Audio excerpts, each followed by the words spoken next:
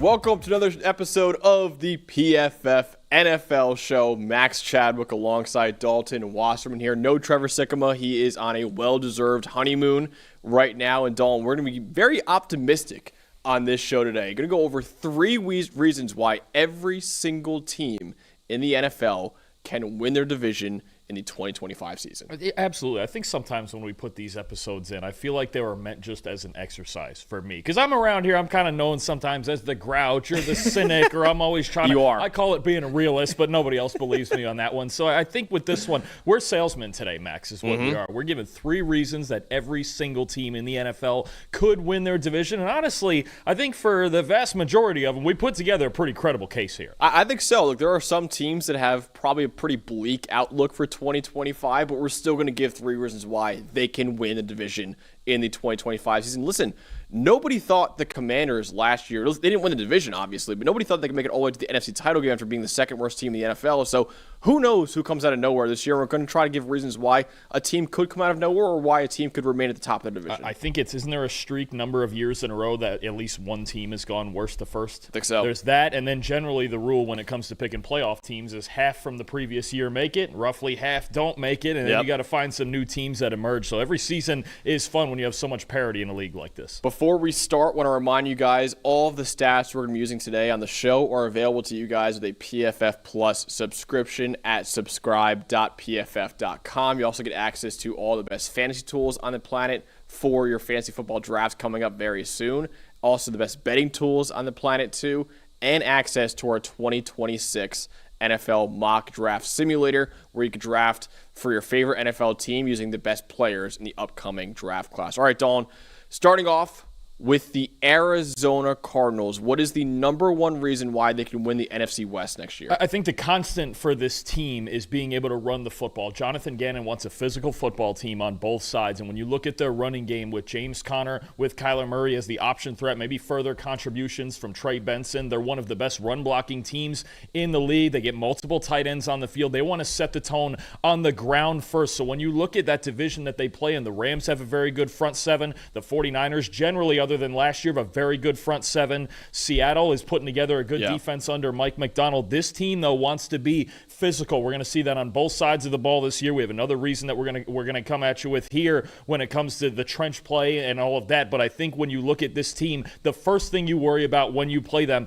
is the run game in the backfield with Kyler Murray, with James Conner, and then the play action, obviously working off it with Marvin Harrison, with Trey McBride. But it starts in the trenches for this team. Offensively, that's in the run game. And you're hoping Trey Benson in his second year could have a breakout year. It wasn't a great rookie year for Trey Benson, but you're hoping that in his second year, yes, when you kind of see year two jumps for players, maybe Trey Benson could have that in year two. And Arizona was one of 9 teams last year with a 90-plus team rushing grade. Number two reason is a consistent Kyler Murray. So Kyler Murray had his first fully healthy season since 2020 last year in 2024. 82.1 PFF grade last year was his best since 2021. It was also 11th among all quarterbacks in the NFL.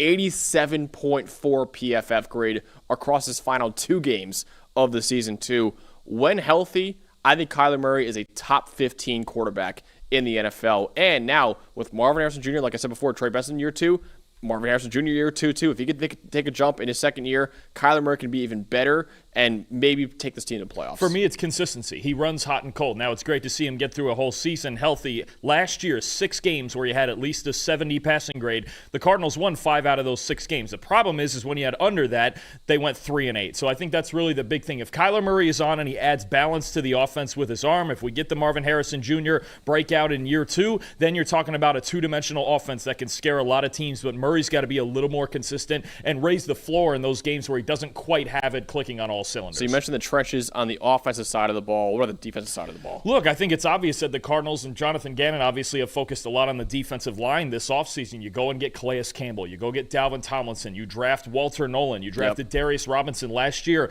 I don't know if they'll have the best defensive line in the league, but they're trying to build the deepest defensive line in the league. Now, Nolan had a recent calf injury that might give Cardinals fans a little bit of trauma after what we saw from Darius Robinson last year, but when you look at the way this defense is being built and the number of different players on the D-line that can play so many different roles. I think there's a big emphasis, especially in run defense with guys like Campbell and Nolan, of trying to stop teams on the ground. This is a team that wants to run the ball. They want to stop the run. They want to play old school football in the identity of Jonathan Gannon, but it starts up front with this defensive line. They're figuring out the back seven a little bit, but they want to be the deepest defensive line in football this year. If that happens, they're going to be a problem for a lot of teams, I think, especially in run defense. Yeah, the second worst pass rush grade in the NFL last year, but they really did improve that defensive line in free agency and in the NFL draft, getting a guy like Walter Nolan going in there too. So it should be an improved defensive line in 2025 for Arizona. Next up, Dalton, is the Atlanta Falcons, who, like the Cardinals last year, had an 8-9 record overall or just missed out on making the playoffs.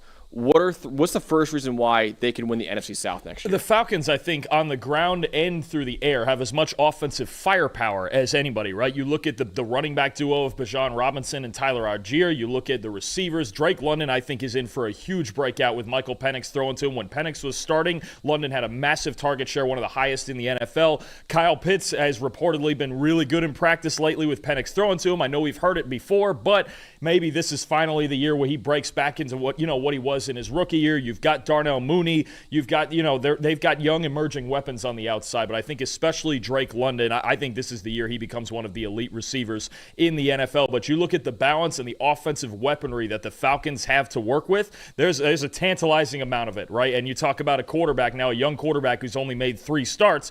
It's a really good setup for him to succeed, especially with the weapons and with the offensive line they have. Credit to you for getting Bijan Robinson's name right. I don't know if you saw that clip yesterday or 2 days ago. I saw it. Absolutely. Good for you. Good on you, It was man. the clip of the weekend, apparently. I know, yeah. If you don't know, Bijan Robinson came out and said, hey, my name's actually pronounced Bijan, not Bijan, like everyone's been saying before. So, yeah, you got it right on the right there. So I was getting ready to correct you if you said it wrong. But You're always ready to correct me. I know how that. We got a doubleheader today. I'm ready I know. For this we got a trust long me. college football show coming up later, too. But next up, we're going to talk about Michael Penix Jr., who, Dawn, he was fantastic in his final 3 weeks of the season. His first 3 starts in the NFL were very, very good. 84 passing grade across those 3 starts, 8th in the NFL during that stretch. 9 big-time throws across those 3 starts were 2nd in the NFL. He had a 95.6 PFF grade against the Panthers in the final game of the season. 7 big-time throws in that game against the Panthers, too.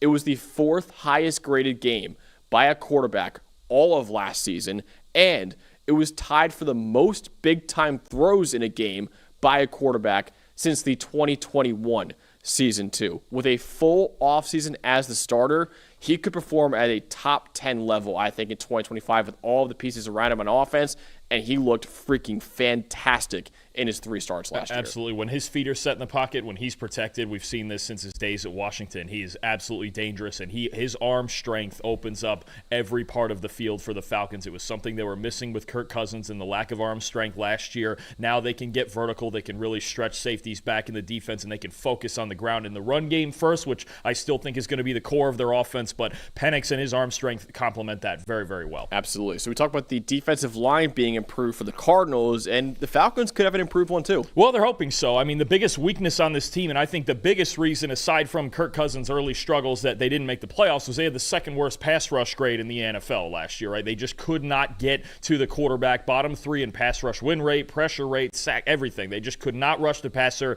This offseason, look, they're getting Braylon Trice, last year's 3rd-round pick, back healthy. And then, look, they made 2 first-round picks. They got Jalen Walker at 15. They traded up to 26. They traded a first-round pick next year to get up to 26 to get James Pierce Jr. You still have Caden Ellis, who's kind of that hybrid linebacker, just like Walker is, right? So you now have, if you're Raheem Morris, you have a lot of options on this defense to rush the passer. You just got to see which of those young players emerges, but I think they're all going to have to play a really solid contributing part when it comes to that pass rush because they were so bad last year. If they can start to get to the quarterback, then you talk about a defense that's solid in the secondary with Jesse Bates and A.J. Terrell and those guys back there. I think Xavier Watts, even as a rookie, could emerge at safety for him, but they need to be able to rush the passer this year or they won't get anywhere. Yeah, like the Cardinals, I should say, they were tied for the second worst pass rush grade in the NFL last year. They're hoping that those two rookies, and Jalen Walker and James Pierce Jr., can come in and immediately contribute because they really need those guys to contribute next year. To answer Anthony's question in the chat, we're going in alphabetical order, not by division right now. That's why the Falcons were right there, and up next is the Baltimore Ravens. And Dawn, the reason why they win the AFC North is because they have a two-time MVP at quarterback. You have a two-time MVP. You have the first quarterback in PFF history who had a 90 passing grade and 90 rushing grade in the same season. You have, the highest-graded quarterback in football last year, despite not winning the MVP this past season. There's really not a whole lot left to say about Lamar Jackson until we get into the season. But the reason the Ravens can win a division and maybe have a chance to win a Super Bowl is because they have number 8 as their quarterback, right? And he's not going anywhere. He's still the most dynamic dual threat that we have in the game. And over the last 2 years with Todd Monken, he's gotten even better as a pocket passer, right? There's really no weakness to his game at this point. So, look, there's a handful of teams in this when we go through and we go, look, what's the first reason that they're going to succeed, that they can and probably will win their division, especially with Baltimore?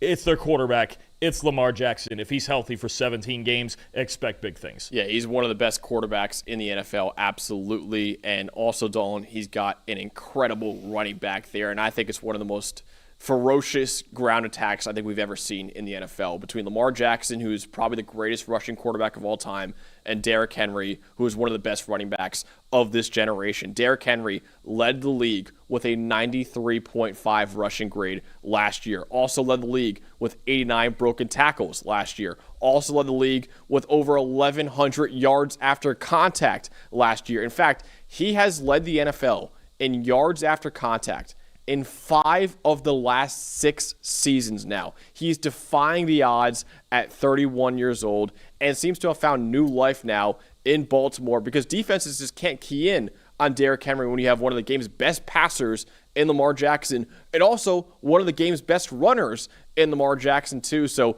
Derrick Henry is just enjoying life right now in Baltimore, and he is a major, major reason why that Ravens rushing attack led the NFL with a 94.5 team rushing grade last year. 30 years old last year, and you could argue he had his best season. Yeah. Just unbelievable, and he shows no signs of slowing down, and they still find ways to keep him fresh, getting him off the field on passing down. So certainly you have 2 future Hall of Famers in the backfield. You're set up right on offense. Yep. All right, Dalton, what's the final reason why the Ravens can win the division? So the biggest reason they won their division last year down the stretch, I thought, was the emergence in the second half of the regular season of their secondary, right? They moved Marlon Humphrey into the slot. They put Ardarius Washington into the starting lineup at safety over Marcus Williams, and they simplified this defense in these coverage schemes. So I think when you look at, they lost Brandon Stevens on the outside to free agency. He went to the Jets. Ardarius Washington did get hurt. He tore his Achilles in the spring, and he may not play this season. But when you still look at what they have in this secondary, you still have Humphrey, who's going to play a lot in the slot, Nate Wiggins, Jair Alexander, Kyle Hamilton, maybe the best safety in football, and rookie Malachi Starks, who I think is ready. We both agree is ready to start right away. When you look at the way this secondary emerged down the stretch last season, that was a huge reason they had such a big turnaround on defense down the stretch. This year they have a similar mold. As long as Alexander is healthy and Starks doesn't look too much like a rookie, they're going to be just fine on the back end. PFF's number 1 secondary in the NFL heading into the 2025 season. Yeah, it's a loaded secondary. Baltimore has won the AFC North in each of the last 2 seasons. I think it'll be 3 straight, Dawn. I also think Baltimore, I'll spoil it right now, I'm picking the Ravens to win the Super Bowl next year. I'm all in on this Ravens team next year. I get it. They just have to come through in big moments. On paper, when you look at the efficiency of them, especially offensively, there's no reason they shouldn't at least get there. It's just that they have to win in those big moments. They do. Head-to-head, Josh Allen, Joe Burrow, Patrick Mahomes, any of those 4 guys can beat each other on any given night, right? They just have to find a way to reel off a couple of them consecutively. Well, speaking of Josh Allen, next up is the Buffalo Bills right here. And obviously, Dawn, their number 1 reason for why they can win the AFC East yet again is an MVP at quarterback. I mean, honestly, you could put Josh Allen as reasons 1, 2, and 3 for this. The Josh Allen is the reason the Buffalo Bills win football games, even with, considering he's got lesser weapons than a team like a Cincinnati or a Philadelphia or something like that. I mean, he just is a supernova, right? Josh Allen does everything you want. He's the first quarterback in PFF history to have 5 straight 90-plus grades in a season, 2020 through 2024, and I have to assume he's going to get a 6th one this year. He's just that good. I think when you look at this team, it's all centered around him. The passing game, the run game, the RPOs, every last scheme here is based around number 17, as it rightfully should be, the way he's developed throughout his career. And I think you look at the Bills now, and for years and years, and you know me, I'm a fan of the AFC East and the Jets and all of that. For years and years, it was, okay, why are the Patriots going to win the division? Because they have Tom Brady. And you really didn't need to say much else. Until further notice, it's the same thing with the Bills and Josh Allen. Hey, do they still have Josh Allen? Yeah. Okay, they'll win the AFC East. Honestly, we could put them as all three reasons here. We have other reasons that probably pertain more to them trying to win a Super Bowl, but as long as they have 17, they're going to be just fine. They've won 5 straight AFC East titles now. It just feels like we go from the Patriots dynasty in the AFC East to the Bills dynasty in the AFC East. Yeah, when's the green now. And white one coming? We'll get there later, actually. We'll see. We'll get to them. We're getting there later. We're going to sell it. We're going to sell it. We're going to figure it out. Yeah, you're going to do your best to sell that for, I know it's going to be tough for you, but next reason why for the Bills is their defensive line, which last year struggled in run defense with Dalton. Really, the only thing the Bills defense did really well last year was get after the quarterback. The Bills actually had the 9th best pass rush grade in the NFL last year. They added Joey Bosa, who, yes, is coming off a career worst year, and yes, has battled injuries the last few years too, but he has graded at least a 70 in every season of his career besides last season. They also added TJ Sanders, Landon Jackson, and Deion Walker in the NFL draft. I'm a big fan of all three of those guys. PFF's number 5 defensive line entering 2025. There still is a lot of other questions on that defense, but I do really like this defensive line next year. Those 4 guys, plus good veterans in Michael Hoyt and Larry Ogunjobi, right? So you're talking about a team that's trying to build depth on this defensive line. So you talk about trying to keep Bosa healthy. It's really about him playing less snaps at a better rate, right? You're talking about a guy who's lost it a little bit as a pass rusher last year, but maybe kept fresh and away from the injuries for a whole season. He can be better. And then those 3 guys in the draft, like you mentioned, if even, say, 2 out of those 3 guys emerge as contributors, you got a really deep defensive line behind the stars in Greg Rousseau and Ed Oliver. So I think the Bills, that's where they're building this defense. Got to get better in coverage, and we might as well transition to that now. I have the third reason down right now is another rookie, first-round rookie, Maxwell Hairston. Look, the Bills had the 2nd worst coverage grade in the NFL last year. They had a huge hole across from Christian Benford on the other outside cornerback spot. I would expect that Maxwell Hairston's going to take over that role. It's a zone-heavy defense. I think his speed is really going to play when it comes to him reading the football and breaking on it and creating turnovers. I think Maxwell Hairston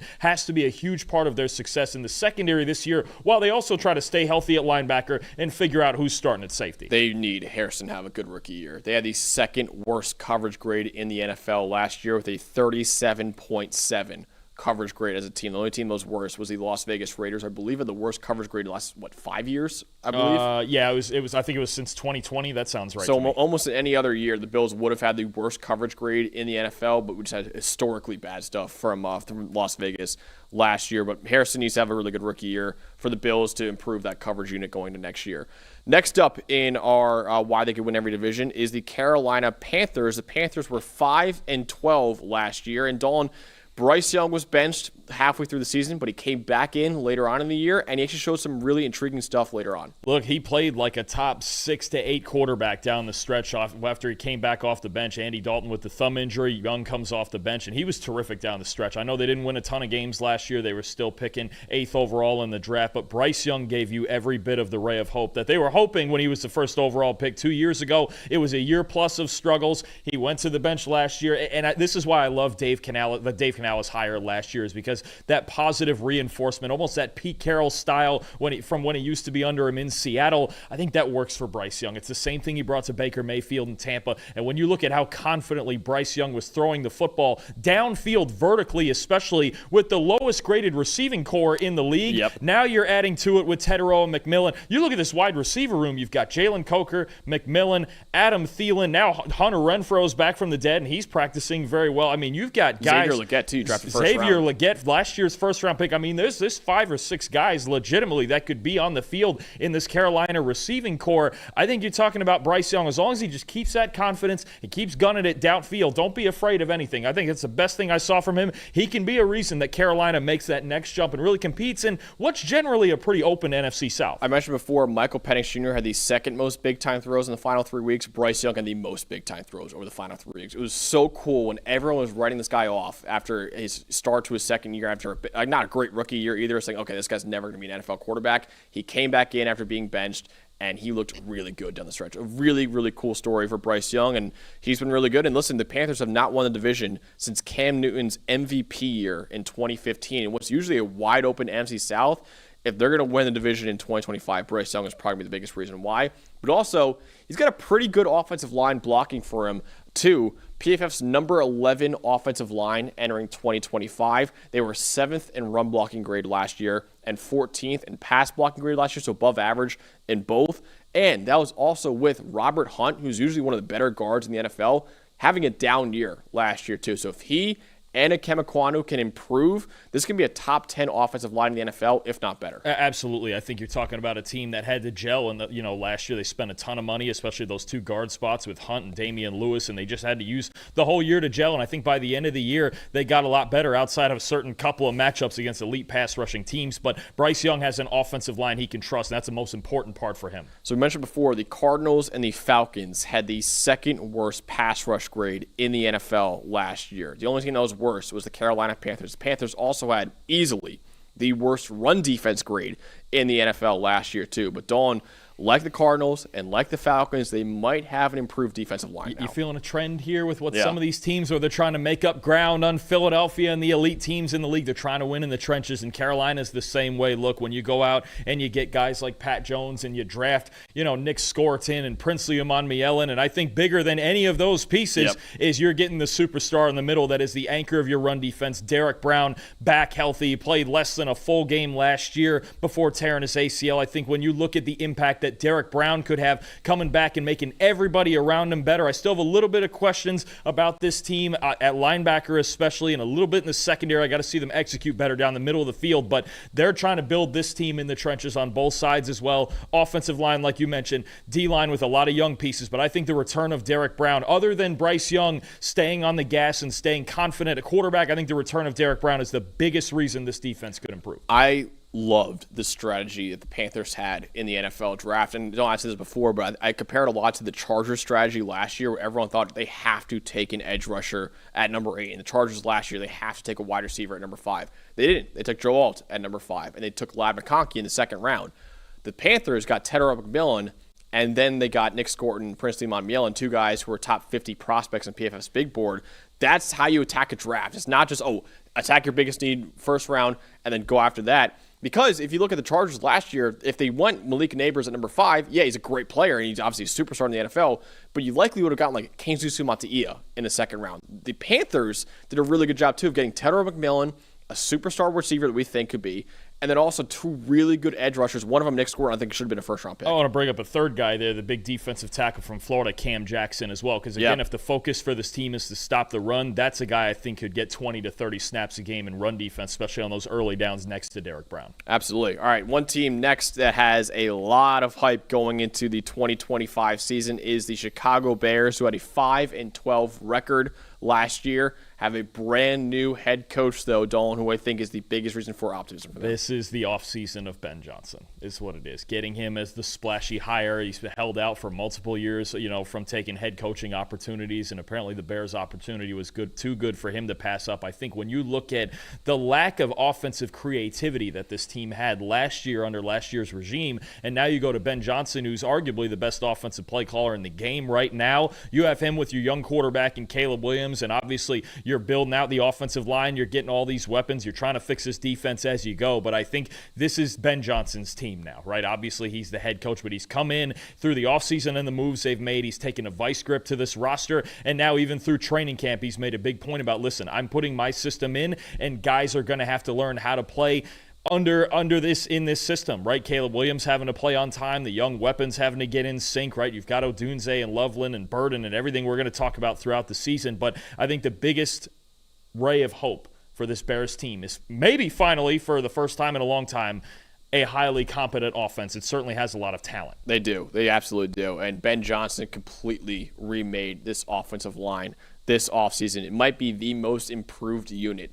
in the NFL. They're entering 2025 as PFF's number 4 offensive line in the league. They ended 2024 as the number 29 offensive line in the league. So one of the 5 worst offensive lines last year, now one of the 5 best offensive lines this year. a brand new interior offensive line. They got Joe Thuney, Drew Dalman, and Jonah Jackson this offseason. Thuney is the number 2 guard in PFF's offseason rankings. He led all guards in the NFL in pass blocking grade in 4 straight seasons now. Jonah Jackson is our number 31 guard in our rankings and was at his best, really, when he was under Ben Johnson there in Detroit. And then Drew Dalman is PFF's number 5 center in our offseason rankings, 93.8 career run blocking grade, and he's a perfect fit in Ben Johnson's outside zone heavy scheme. And then also you have 2 very solid tackles in Braxton Jones and Darnell Wright. Both of them were in our top 32 tackles this offseason too. So Dalton, this is one of the weaker parts of the entire team last year, and now should be one of the strengths of the team. Yeah, that rebuilt interior. I mean, it should set up Caleb Williams for success. And honestly, for me, Caleb Williams is the third reason that the Bears can win this division. In all honesty, because he has to be, right? This is the year where you go, okay, throw out the rookie year. The schemes weren't great. The offensive line wasn't great. Everything about the vibe of the team wasn't great, especially after the Hail Mary loss to Washington. But I think you look at Caleb Williams and you go, okay, everything's set up around you. You have the play caller. You have potentially a top 5 offensive line. You got a pretty loaded group of weapons. You've got DJ Moore, Roma Dunze, Luther Burden, Colson Loveland, Cole Kmet.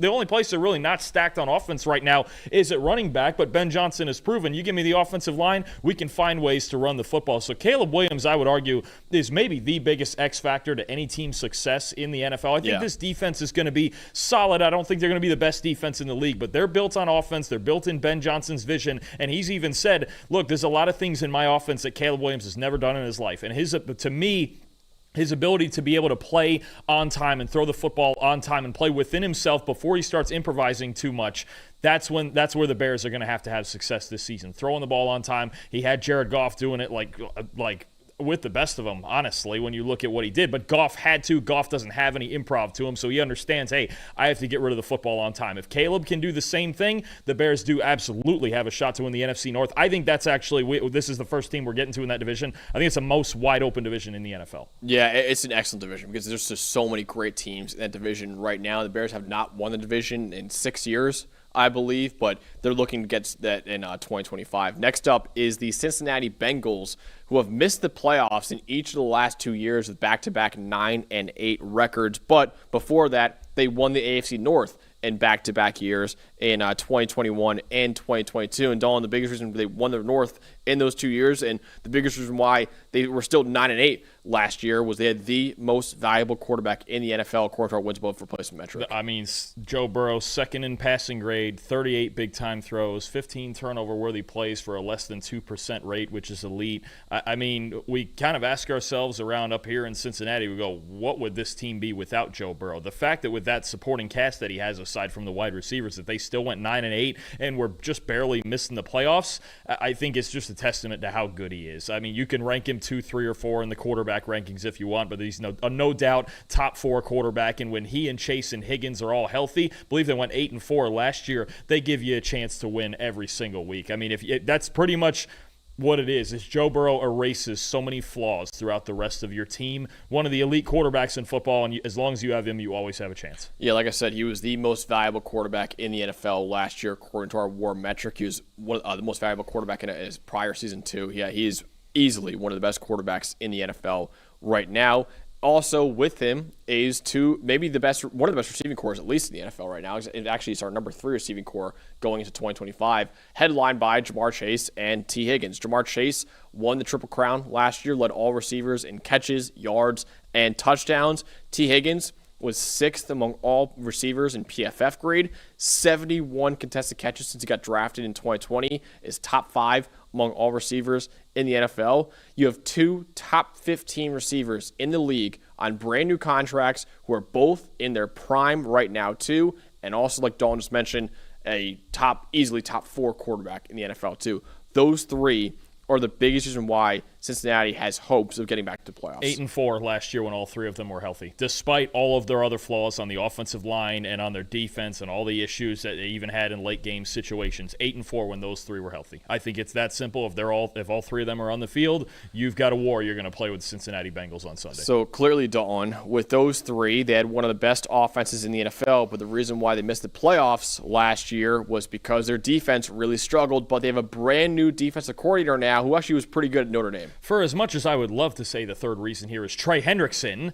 we don't know what's going on there. But you look at the biggest change, assuming Hendrickson is there, that they've made to this defense. Yeah, they drafted Shamar Stewart, Demetrius Knight. And finally signed Shamar Stewart, by the way. They finally signed Shamar Stewart, right? You've got, they made signings like TJ Slayton on the inside. But to me, the biggest change for this defense is just the change at defensive coordinator with Al Golden. What I'm expecting is a little bit simpler, a little more aggressive, maybe more man coverage. Not quite as much as he ran at Notre Dame, because I think that was at about a 60% rate. But I think you're going to get an aggressive, simpler defense. I think there's certain players who could bounce back. Some of these young corners really like to play man-to-man, right? Geno Stone loves to be that single high center fielder, but didn't get to do that too often under Lou Anarumo in all those too high defenses that he's run. It's a lot different than what he was used to when he was playing in Baltimore. So I think when you look at this, the most intriguing part of this defense for me, more so than any individual player, is how Al Golden is going to scheme things up and how he's going to fit the personnel into his system. But I think it's going to be simpler. I think it's going to be more aggressive, and I think more single high defenses on the back end. Yeah, absolutely. So yeah, Cincinnati back-to-back in 9 and 8 years, hoping to get back to the top of the AFC North in 2025. Next up is the Cleveland Browns, and Tyler, close your ears. The Browns have not won their division since 1989. That was the last time the Cleveland Browns were atop their division. And that's in the really NFL. the original version of the Browns when you think about it. So that was a long time ago. So obviously you're trying to be optimistic about every team here. The Browns were the second worst team in the NFL. Actually had the tie for the worst record in the NFL with a 3-14 record. But, Dalton, if they're going to shock everyone, like the Commanders, listen, the Commanders, second worst team last year, all the way to the NFC title game this past year. If the Browns are going to go from second, number 2 pick in the NFL draft to maybe making the playoffs, what is the biggest reason? I think you look at a team under Jim Schwartz on defense that dominates with their defensive line, right? And obviously, they extended Myles Garrett at the time. They made him the highest paid edge defender in the league, right? But you're looking at Myles Garrett, Mason Graham, Isaiah McGuire emerging on the other side. You're looking at a team that when they win ball games, they win it right up front with their defensive line. They play heavy man-to-man coverage on the back end. But it really boils down to Myles Garrett, right? And trading down and drafting Mason Graham is gutsy too, but they needed help on the inside, and Mason Graham's been the best defensive tackle in college football over the last couple of seasons. But that's where they want to dominate. They want to send for, they want as many coverage assets as possible. They want to harass quarterbacks. And honestly, if your offensive line is not ready to play against Cleveland, they can still beat you on any given night. Absolutely. Myles Garrett is the number 1 player in the PFF NFL 50. Isaiah McGuire had a top 15 PFF grade last year too at edge rusher. You mentioned Mason Graham. I loved him coming out of Michigan. I think he's easily going to be a top 15 to 10 defensive tackle very soon in the NFL. So that defensive line could be absolutely ferocious next year. And also on the defense, you're hoping for bounce back play from your corners. Only Denzel Ward was a top 90 corner in PFF grade last year for the Browns, and he was 38th among all corners in the NFL. Greg Newsome had a 52 PFF grade last year, his worst in his career by 14 points. Martin Emerson had a 48 PFF grade last year, his worst of his career by 15 points.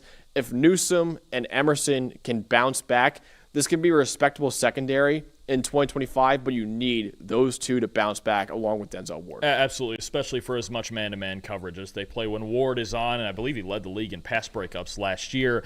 When he's on, he's one of the elite corners in football. I think they just have to they have to lock it up man-to-man a little bit. Maybe even Jim Schwartz has to mix in a little more zone coverage, but I get it. He's got a talented group of corners. He's trying to be aggressive with them, right? So I think when you boil this thing down, if they can get that going, especially in the cornerback room, because everything else was good last year, although now with Jordan Hicks' retirement, I have some questions about their linebacker room, but I think the formula is to play elite defense first and foremost. Beyond that, then you look at the third reason. You go, okay, what is left for this Browns team? How could they win a division? Got to be functional on offense, right? If you have an elite top 5 defense, I don't need the best offense in football. I need a top half offense in football. I need something functional. I need a team that's good on third down, good in the red zone, that can finish drives right. Now, Right now, we have no idea who the quarterback is. We don't really know who the starting running back is, especially Quinshon Judkins, due to off-field reasons, is the last unsigned rookie in the entire draft class, right? A little bit thin at receiver, but you get a functional quarterback in there. If you have a healthy offensive line, when you have those two things, everything else kind of starts to fall in place. So let's just say the formula for the Browns of winning a division is, okay, top 5 defense with bounce backs, especially from the cornerback room, and then let's say the 16th to 18th best offense. If they could scratch that out and then win in some situationals and get some stops in the fourth quarter, look, realistically, there's a road for just about every team in the NFL to make the playoffs. That's just how much parity there is in the league. If this team, if they have an elite defense and a functional offense, if they could find that, then they have a shot. But too often in the past, they've just had a completely dysfunctional offense. They're going to try to win. The Bengals are winning in anti-AFC North fashion. They're going to try to win in pure AFC North fashion. The most AFC, 2002 AFC North fashion the Browns are. And look, quarterback battle, who knows if it's narrowing. Kenny Pickett just went down with a hamstring injury for a bit. Who knows where it's all going with the quarterback You and I spot. love Shedeur Sanders. I know he's a 5th-round pick, but you and I thought he should have been a first-rounder. This is going to be a fun preseason in Cleveland. Oh, it's going to be very fun. We're going to break it all down, obviously, when that goes on, too. With the Browns, yes, it has been 36 years since they won the division, but it could be a tough year next year too, but maybe if they have a really good defense, maybe they could surprise people next year. Next up is the Dallas Cowboys, and Dalton, a guy who's been banged up a little bit in his career, but when he's on the field, he plays like a top 10 quarterback in the league. Look, every year we get a few teams that you go, okay, why did they fail this year? Why did they miss the playoffs? You go, look, our quarterback was hurt. What were we going to do? That was the Cowboys last year. I think they're still a playoff caliber team with Dak Prescott healthy. They've got weapons. They've got a really, really good pass rush. Now, they've got some flaws running and stopping the run, but I think when you look at the Cowboys and the level of improvement they can have, as long as the stars are healthy, Dak Prescott, CeeDee Lamb, Micah Parsons, as long as he's on the field too, we've got contract stuff with that. I think as long as you have all of that, the Cowboys are at least a playoff caliber team and could realistically compete for a division title. It starts with Dak Prescott playing 17 games. Absolutely. And also helping out Dak Prescott is, of course, CeeDee Lamb, but also now the addition of George Pickens too. CeeDee Lamb, arguably a top 5 receiver in the NFL right now. He's 5th in WAR since 2022 and 2nd in yards after the catch since 2022, but he was mainly by himself last year. In fact, no other Cowboy wide receiver was in the top 80 of PFF grade last year. Now you bring in George Pickens, who's probably a top 35-ish receiver in football, maybe a top 30 receiver in the NFL. He will open up the Cowboys' passing attack as not only a really good downfield threat for Dallas, but also a guy who will take away double coverage from CeeDee Lamb too.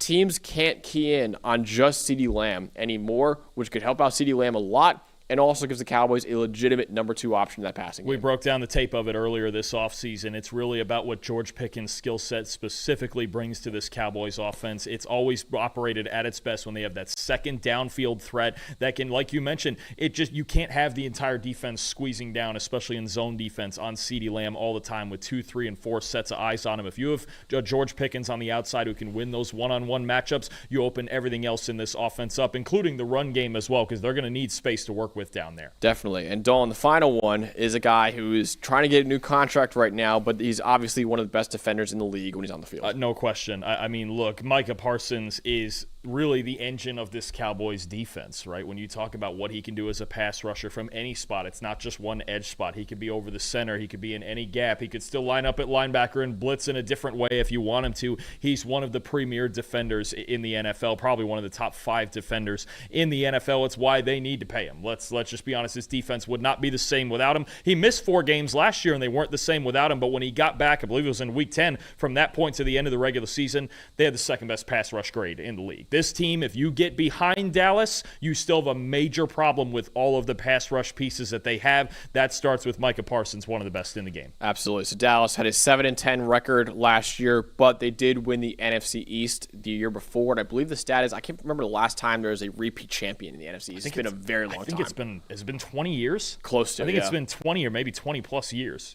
They just don't get repeats in that division. So if you want maybe the biggest reason for any of the other 3 NFC East teams, it's that, well, history tells us the Eagles, the last 20 years, well, the Eagles just won't do it again. That might be the biggest reason for the Giants when we get to them, honestly. I'll probably be then knowing that stat, I'll be stupid enough to pick the Eagles. That might be the biggest reason for the Giants when we get to them. But next up is the Denver Broncos, who didn't win the AFC West because, of course, the Kansas City Chiefs are in their division, but the Broncos still made the playoffs last year with a rookie quarterback. Before we get to him, though, Dalton, that defense could be the best in the NFL next year. It's got all the talent to be, right? It was already really good last year, right? Pat Surtain and Nick Bonito and all those guys on the D-line emerging. But to me, it's the additions this offseason. We were wondering if the Broncos were really going to add a lot to this offense this offseason. They added some, right? Obviously, R.J. Harvey at running back, Evan Ingram at tight end. But I think when you look at what they've added on defense, if Dre Greenlaw's right and healthy, this linebacker unit's going to get a lot better. If Talanoa Hufanga is healthy, I think he's a great complement to Brandon Jones. I think Jahdae Barron absolutely completes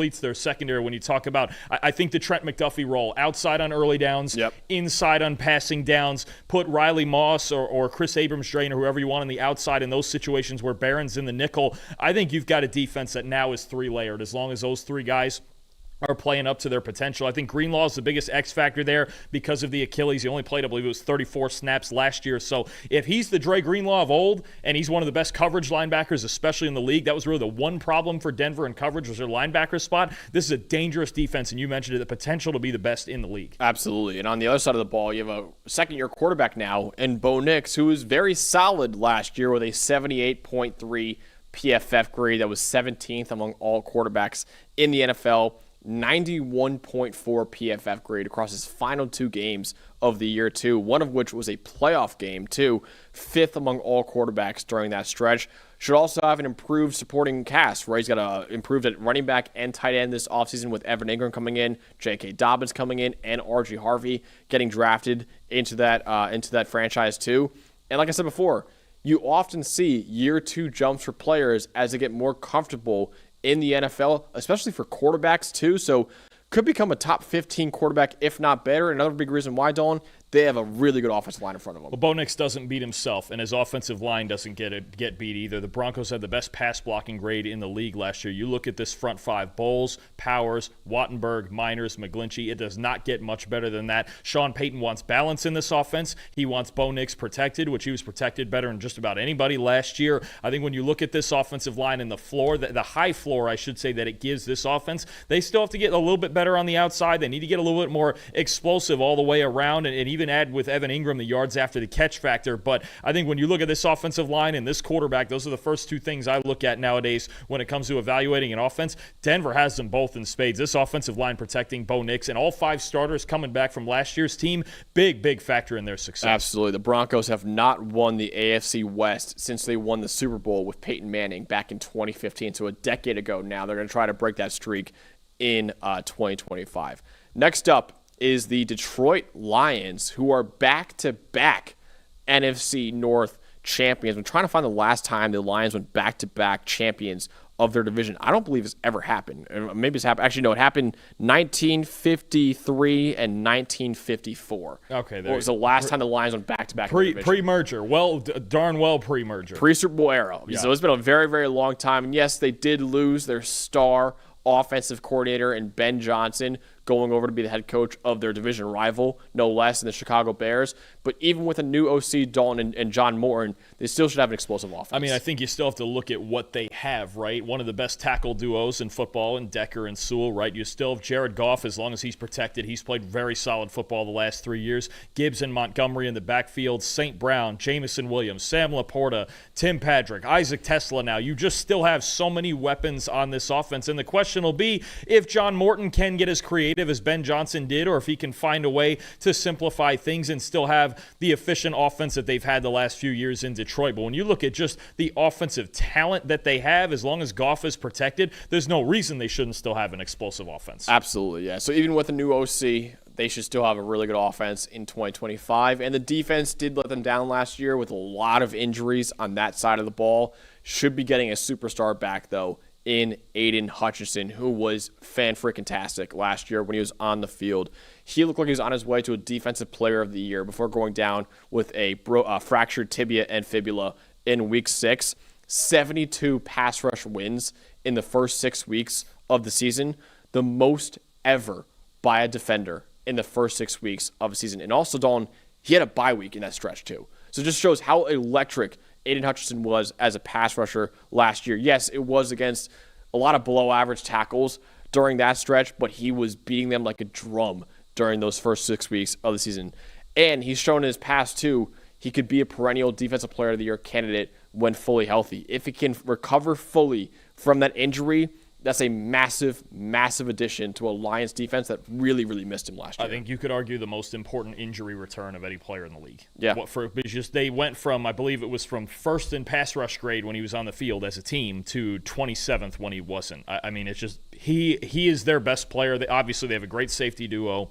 I think they have a really good linebacking core emerging, especially with Jack Campbell in the middle. But Aiden Hutchinson coming back is as big an addition to any team as there is, as we've had in the offseason, right? Getting him back healthy. If he looks anything like the Hutchinson we saw for 2023 and the start of 2024, this defense now is really dangerous again. And if they can get some improved play from their corners too, it'll be even better. Absolutely. I think I really like what this cornerback room looks like because you've got DJ Reed, who's really been a model of stability, right? You got him in free agency. He's got at least a 70 coverage grade in 6 straight seasons, which when you consider the volatility of cornerback stats and grading and performance, that's really impressive to be that level of stable, knowing, okay, maybe he's not the best corner in the league, a Sauce or Surtain or a guy like that, but you know what you're getting out of DJ Reed on the outside. I think that raises the floor. You get a better year 2 out of Terrion Arnold. He had a coverage grade in the low 50s last year, but he was really thrown in the fire. There was a lot thrown on his plate and a lot of man-to-man coverage. You also have Ennis Rakestraw sitting behind him as a depth piece as well. So I think if you get an improved cornerback room as well, and then you get Hutchinson healthy, you got a really darn good defense. And I think you mentioned Ben Johnson before. The questions about Aaron Glenn not being there as a defense coordinator anymore, I think that's really the biggest factor for this defense, and really on both sides of the ball. When you look at Johnson and Glenn leaving, a new set of coordinators, let's see what type of challenges that brings to the Lions. But they have plenty enough talent to still win the NFC North. They're as good as anybody in football still when it comes to their talent. It's just, to me, the coaching is actually a bigger question than the players on the field. Yeah, the Lions going for a three-peat in the NFC North, which they've only done one other time in their franchise history, too. So still should have a lot of high hopes for 2025, even with 2 brand-new coordinators next year. Next up is one of their rivals in the NFC North, the Green Bay Packers, who have gone 3 straight years of not winning the NFC North, but they have made the playoffs in each of the last 2 years, too. Dalton, what's the number one reason why the Packers could win the NFC North in 2025? You know, for as much as there's been talk about the passing game and first-round wide receivers and Jordan Love, and we're going to talk about Jordan Love, obviously, but I think the heart and soul of this team last year was Josh Jacobs. He was, honestly, you could argue, behind Derrick Henry and Saquon Barkley, you could argue he was the 3rd best back in football last year. And what he came in there and did, breaking tackles left and right, keeping this team on schedule when the vertical passes and the explosive plays were going away. Josh Jacobs running into those big, heavy boxes, and the Packers getting back into the run game and leaning into their offensive balance. Even in games when Jordan Love was hurt and Malik Willis had to play, it was easy for Matt LaFleur to adjust the offense and put Malik Willis and Josh Jacobs in a run-heavy scheme where they could still succeed. They got better on defense last year under Jeff Hafley, but I think, to me, the heart and soul of this team, the engine of this offense, especially last year, was in the backfield. It was Josh Jacobs. Yeah, he was phenomenal last year. And one guy who had kind of an up-and-down year in 2024 was his quarterback in Jordan Love. He was excellent in 2023 in his first year as a starter. Only 20th in PFF grade this past season, despite being 12th the year before in PFF grade. Again, like I said, he's a bit of a roller coaster, but the highs are very high for Jordan Love. If it could be more consistent in 2025 and recapture that form he had in the latter half, really, of 2023, he could be easily a top 15 quarterback in the NFL. Absolutely. He could be a top 10 guy in the NFL. It's just a matter of, to me, him staying patient, right? I think they brought Matthew Golden in more so. Obviously, you're going to get some home runs out of him, but it's for spacing. It's to allow the space for Love to get anywhere else on the field that he needs to get to. He's just got to be patient enough. He's got these bad habits sometimes where he will force the football downfield when he doesn't need to. If he just throws it into the open space in these zone coverages where those guys are crossing horizontally through, that's what he did the second half of 2023. It was at intermediate range. If he can get back to that and then set up the deep shots behind it, this offense is going to be really good. Let's go to the defense, Dolan. One guy who was outstanding as a rookie at linebacker last year was Edgerrin Cooper. He could be a rising star at linebacker. Man, oh man, 549 snaps last year, but finished as the 5th highest graded qualified linebacker in the NFL, 85.7 PFF grade. And a guy, we saw it at Texas A&M, but he does a little bit of everything, right? He's an instinctive run defender. Thought he was better in coverage last year than we thought he would would be coming out of A&M. He's an excellent blitzer who you can put off the edge or blitz him through the A-gaps or wherever you want to put him. I think Edgerrin Cooper now all of a sudden plays such a big role in a full starting role. Hopefully gets around 1,000 snaps this season in the regular season. I think is somebody who could become, along with Xavier McKinney on the back end, the leader of this defense. They've been struggling at linebacker for years and years. Edgerrin Cooper might be the answer. I still have questions about this team in the pass rush and at cornerback, but with Cooper in the middle of it, I think he makes their defense a lot better. And now starting right from week 1, he's going to be really, really good. He was the best linebacker in college football in 2023 and looked like one of the best linebackers in the NFL immediately as a rookie last year. So we could be seeing a rising star at linebacker in Edgerrin Cooper going into next year. Next up is the Houston Texans, who have won the AFC South in back-to-back years now, despite being one of the worst teams in the NFL before that.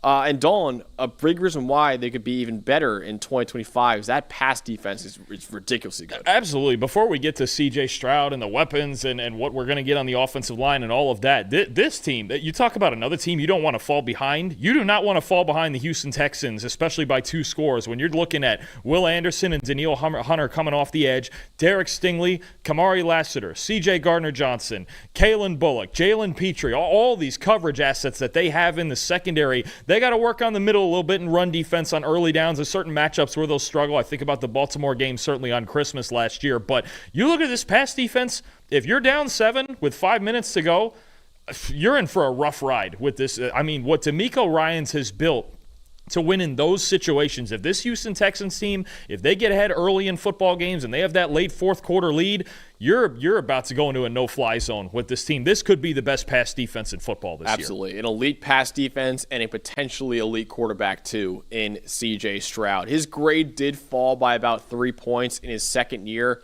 He didn't regress as much as people think he did, though, in his second year, too. Still a top 15 quarterback in PFF grade. He has been one of the 10 most valuable quarterbacks in the NFL in PFF WAR in each of his first 2 seasons now. The Texans have won the AFC South in back-to-back years. They won a combined 10 games in their 3 years prior. So they've won 20 games with Stroud as their quarterback in 2 years. They won 10 games in their 3 years before that. And really, Dalton, in a division with unstable quarterback play everywhere else, the Colts, who knows who's going to be the quarterback this year between Daniel Jones and Anthony Richardson. The Titans now have a brand new rookie and Cam Ward starting for them. Trevor Lawrence seems to be in kind of a make-or-break year this year, too. It feels like the Texans are the only team in this division that knows, hey, this is our franchise quarterback. It's their biggest advantage. Yeah. It is, even with their offensive line issues, right? Even if it's bottom 5 or the worst one, it's their biggest advantage that C.J. Stroud can overcome it. Me, personally, I think he's a top 10 guy. I think he's a top 10 quarterback in the league. I think even him finding ways to succeed down the stretch last season and still winning a playoff game despite that offensive line in front of him and despite all the wide receiver injuries, I think he's a top 10 guy. He's the biggest advantage that any team has in the AFC South right now. Absolutely. And also, Dolan, he could have an improved receiving core going into next year with a healthy Nico Collins and a couple rookies coming in, too. Well, first of all, Nico Collins is one of the best receivers in the NFL, no question. He's got to be in your top 10 receivers for what he's done the last 2 years. But you look at what they added around him. Christian Kirk in there as a veteran in the slot. And then, look, I know they were kind of, maybe some people were questioning, okay, why didn't they take an offensive lineman, a Josh Simmons or a Josh Connerly in the first round? But they felt comfortable enough with the veterans they have. And they attacked a wide receiver position that I thought was an underrated need, right? And you get those 2 guys from Iowa State, Jaden Higgins and Jalen Nolan, which you have to like about them, 2 very different skill sets, right? Higgins is a little more like Collins, the big possession receiver with great hands. Jalen Nolan's got blazing speed that I don't think any other player on their team has right now. You look at those front 4 at wide receiver, as long as Stroud is protected, he's got weapons to work with, and not just weapons at all levels of the field, at all 3 levels of the field. If he's protected, this Texans offense is still going to be a lot of fun to watch, and it's because of this stacked group of wide receivers. Yeah, big fan of that receiving core now in Houston, big fan of their quarterback too, and a big fan of that defense. They could go 3 straight years, a three-peat of winning the AFC South for the Houston Texans. One team's going to try to stop that, though, is the Indianapolis Colts. And Dawn, Big year for the Colts offense this year, trying to find who their answer is at quarterback, but they still have a really, really smart play caller in the head coach, Shane Steichen. You're darn right. I think maybe the most underrated play caller in the NFL. And look, the system is simple. There's a lot of RPOs and all of that, but Shane Steichen understands how to make his players' lives easy, right? And that's going to be the big thing for the quarterback situation. Daniel Jones, Anthony Richardson. Shane Steichen is going to ask you to just do the easy things and just complete passes in this offense. You don't have to do that many special things in this offense to succeed. You look at Steichen's history with the Chargers and Justin Herbert his rookie year. Spectacular. Jalen Hurts in Philadelphia in 2022. That was the best he's ever looked. Could have won an MVP that year if he didn't get hurt down at the end of the regular season, right? Steichen is an offensive mastermind. He makes his players' lives easy. He's got a stacked group of weapons, but I think that's all you're asking out of these two quarterbacks, whichever one or if both of them are playing, do the simple things right, because Steichen sets it up so well with all the weapons that he has. I think we're going to see both of them next year. I think they paid Daniel Jones a lot of money to not just sit on the bench next year. And also Anthony Richardson, they probably want to see one last shot for him to be the franchise quarterback. So I think we're going to see both next year. I mean, part of it is Richardson's health, right? And this has been one of the biggest topics of the offseason and of training camp in the preseason. This battle is going to be probably the most heated quarterback battle. I know we have one in Cleveland too, but this one, when it comes to the consequence of it, with Richardson's career, with Jones's career, with the different types of play. Steichen's career even too. I'll be honest with you. I mean, yes, but I still think Steichen's a great play caller. I'll be honest with you. This team, they can make the playoffs. They can win this division. They can. You got a new DC in Lou Anarumo, and I think Steichen's the biggest reason. It's just what can he make out of these quarterbacks? I think he's the biggest reason they can succeed on offense. Well, helping out those quarterbacks is a stacked group of weapons in Indianapolis right now. There is a question mark at quarterback, but like I said, at running back, receiver, and tight end, they are very, very strong going into next year. Jonathan Taylor did have a career-low PFF grade, but he has over 6,000 rushing yards over the last 5 seasons. Incredible depth in that receiving core, too. Josh Downs last year was 11th in receiving grade. Alec Pierce and Michael Pittman Jr. were both in the top 50 of PFF grade last year. You're hoping for a year 2 breakout from Adonai Mitchell, too, in that receiving core. And you added a top 15 pick at tight end in Tyler Warren, what was easily their biggest weakness in that receiving core. One of the biggest weaknesses in the entire team was tight end last year. You got the best one in the NFL draft in Tyler Warren, too. This receiving core is outstanding. You have a really good running back in Jonathan Taylor, too. Whoever the quarterback is has a really good group of weapons to work with. Oh, especially Tyler Warren. I could not find you a better fit of a player at tight end for Shane Steichen than Tyler Warren. Yeah. I think, again, as long as these two quarterbacks just have to complete the easy passes. I know there's going to be times they want to get vertical, especially. We know Richardson likes to get vertical, but just complete the easy passes to Warren, to Pittman, to Downs, to Pierce, all these guys, they're going to make things happen on the outside. He could fit that Dallas Goedert role really well. Oh, it's Steichen had in Philly. Yeah. It is absolutely perfect for him. It could not be more perfect for him, and I would argue he's even better after the catch than Goddard. I would agree with that too. And also, Dolan, that defense with the new DC and Lou Anarumo should have an improved pass defense too. Yeah, it's really what they worked on this offseason, especially in the secondary when you go and get Charvarius Ward, who I think is going to be a very good system fit with Anarumo. You get Cam Bynum at safety. And then I think in the defensive line, you're waiting for breakouts. Is it Leatu Latu in year 4? Is it Leatu Latu in year 2? Kwity Paye in year 4. I'm mixed up there for a second. You still have DeForest Buckner on the inside. I think improvement in pass defense, because it just didn't feel like they impacted quarterbacks enough in the pass rush or in coverage. Getting Juju Brent's back healthy also. I think you're looking at a team where Anarumo's gonna feel like, okay, I needed to come in here and fix it, go get new pieces in the secondary. I need young improvement from the pass rushers up front. I think you're talking about a team, if their pass defense is improved, that's the gap you make up when it comes to playing against C.J. Stroud and Trevor Lawrence and even Cam Ward in Tennessee. You improve that pass defense, and then you find a quarterback for yourself on offense. And the Colts, I think there is a better playoff case and maybe a better division case for this team, because Houston's an offensive line breakdown and a C.J. Stroud ankle turn from really being in trouble. And that's a real factor we have to add in this year, because he missed a game with a concussion 2 years ago, right? Last year he was playing through some things, banged up. Even in the playoffs, you see his knee bothering him, right? That's a very real scenario. So when you're talking about the Colts winning this division, I think they're the next most talented team behind Houston. They just have to figure out the quarterback part. Absolutely. So the Colts have not won the AFC South in 11 years. They're going to try to win the AFC South in 2025. Another team competing for that division title, though, is the Jacksonville Jaguars, who won the AFC South a few years ago in 2022. But now, Dawn, They're on their 4th head coach in 5 years with Trevor Lawrence. But this one, Liam Cohen, we are very, very high on. I feel similar to Liam Cohen as I did about Dave Canales in Carolina last year. And I know Carolina didn't win a ton of games, but you could get it. You felt the different vibe by the end of the year, and you felt the confidence from his quarterback. It's the same thing I'm looking for with Liam Cohen. Both of those guys did it with Baker Mayfield in Tampa. Obviously, that's been working. I think bringing that positive kind of energy around Jacksonville and around Trevor Lawrence. And I think as an offensive play caller, the ability to allow his players to win after the catch. We saw last year Brian Thomas Jr. was able to do it in the shorter range. He came out of LSU, and we thought he was really just more of a vertical threat. He showed a lot more dimensions to his game than we thought he would. And then obviously you've got Travis Hunter, obviously the superstar and really the beacon of positivity we'll get to in a minute. But I think offensively what he can do after the catch, and we saw at Colorado the last couple of years, I think Liam Cohen's a really good fit. I think he's going to make Trevor Lawrence's life a lot easier, because a lot of what I talked about Jordan Love earlier today, I think with Lawrence you have the same thing. There's times where he forces it. He forces shots downfield, especially under pressure. Give him enough easy throws to work with. It could look, if Liam Cohen does this right, it could look a lot like it did with Baker Mayfield in Tampa. And you're hoping Trevor Lawrence can stay healthy, right? This guy has some of the most talent of any quarterback in the NFL, just hasn't really put it all together yet. He missed 7 games last year with injuries. He was top 15 quarterback in PFF grade in 2 years before that, though. Now as a brand new head coach on Liam Cohen. Now you got Travis Hunter. Now you have an emerging star at wide receiver, too, in Brian Thomas Jr.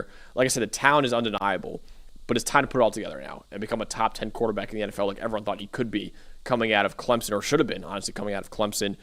Also, it might be the best environment Trevor Lawrence has had in his entire career so far, too. So I think that's a really big plus for him, and a big reason why Dalton is the number 2 overall pick in the NFL draft, who we both thought was the best player in last year's draft, Travis Hunter. I mean, just the beacon of optimism and the beacon of intrigue right now in Jacksonville, because there are days when he's playing mostly corner, there's days when he's playing receiver. It sure sounds like he's going to do a little bit of both. And when you talk about last year, Jacksonville, 2 of their biggest needs, one of them absolutely was a corner across from Tyson Campbell, and the other was another receiver across from Brian Thomas Jr. There's a chance that Travis Hunter fills both of those roles this year, at least in some capacity. He could be an explosive playmaker on offense. He's just got to get adjusted to a new system and a new environment. And then defensively, I mean, he's got, there's some who think he has Hall of Fame level talent at corner. Whether he does one or the other eventually, obviously, will be an argument still, especially going into a second contract. But right now, the intrigue and just the level of optimism, when you bring in an athlete and a personality like Travis Hunter, and that's something James Gladstone talked about. He goes, I didn't just want Travis Hunter the player. I wanted Travis Hunter the person, because he just changes everything. He's just a guy who walks into a room and changes everything about the room. How could you not be? I mean, if nothing else, it's got to be one of the most fun things we're going to watch this year. Is Travis Hunter possibly attempting to play both ways here in Jacksonville? Gutsy move to go get him, but they're trying to change things quick around there. Yeah, he was a top 5 corner and a top 5 receiver in the NFL last year. He should be playing probably more receiver for Jacksonville this year. We'll still be playing a little bit of corner too. He is just a superstar, reason why he won the Heisman Trophy last year. No team in the NFL, though, Dalton, has dominated their division recently like the Kansas City Chiefs. They have won 9 straight AFC West titles. If they're going to make it 10 in a row, the biggest one is probably Andy Reid and Patrick Mahomes. I mean, it's that simple. It's just kind of like I talked about earlier with Buffalo, or this is the modern, this is Belichick and Brady. If they have Andy Reid, they have number 15. Honestly, I'm going to pick them to win the division, regardless of whatever else is going on, because I used to see this in New England. Oh, the Jets got a great team this year. The Bills are coming this year. Miami's got to – doesn't matter. They have these 2 guys. I'm going to pick them to win the division, and that's going to be that. And that's really the best – I mean, you have the best quarterback in football and maybe already one of the top 3 to 5 all time. You have one of the best coaches of all time, and I just think those guys the stat I keep going back to last year, despite the lack of explosiveness, right? 12-0, including the playoffs in 1-score games. Crazy. The new, just like Belichick and Brady. Those should be coin flips in theory. In theory, they're coin flips, and they went 12-0. Belichick and Brady were the same way. Give us a chance with 5 minutes to go. We'll find a way to do it. We have Reid and Mahomes. You're the favorite to win your division. No question. Yeah, but also, listen, they get all the love, and deservedly so. They also have an elite defense there in Kansas City, too. Number 2 in defensive grade last year behind the Philadelphia Eagles. The best defensive tackle in football in Chris Jones. The number 4 linebacker unit in football in our offseason rankings. And the number 2 secondary in football, too. So a loaded defense from the defensive line, the linebacker, and the secondary.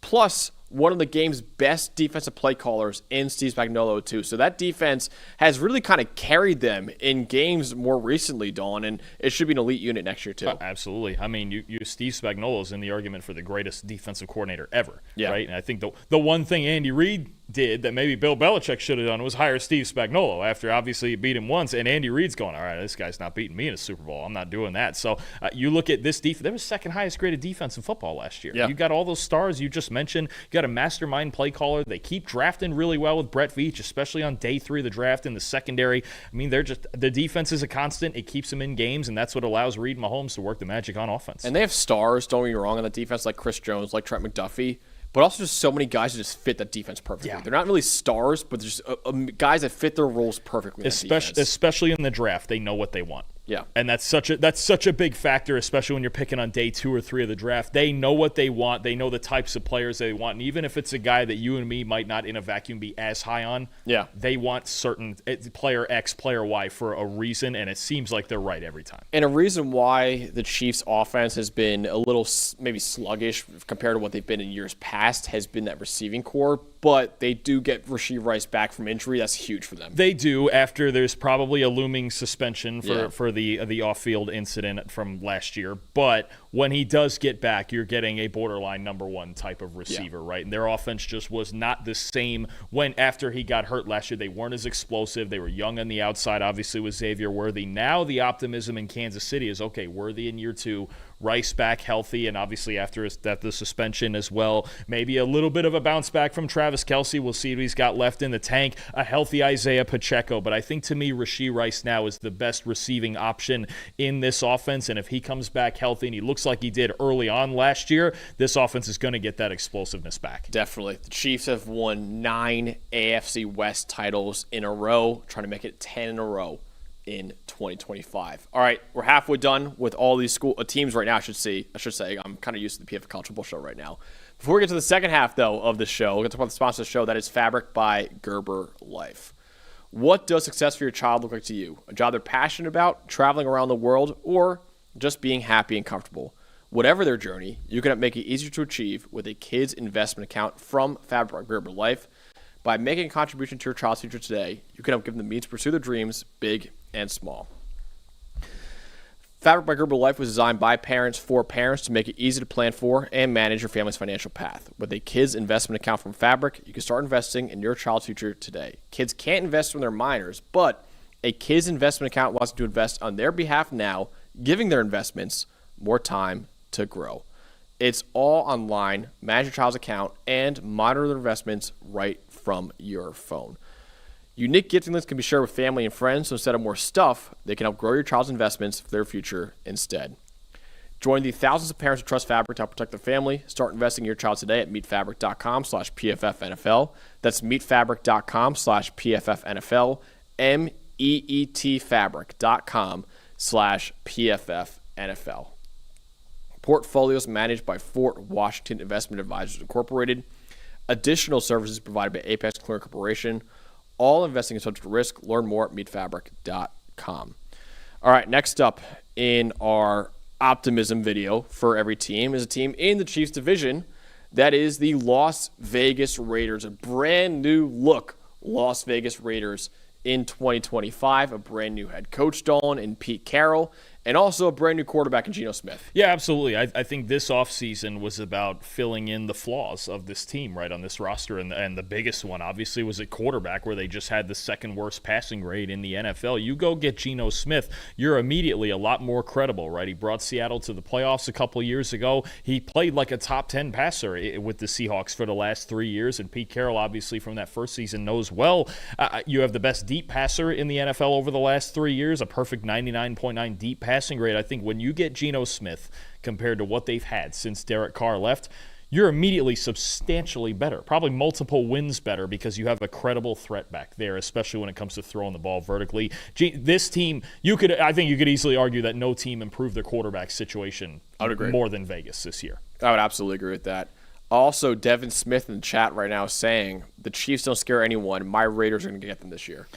Look, make it a call. You got to have confidence at this time. Everybody's 0-0. You're darn right. Look, again, every team is one injury away, and the Chiefs have been. Look, last year they showed they were vulnerable. Think about it: 12-0 in one-score games.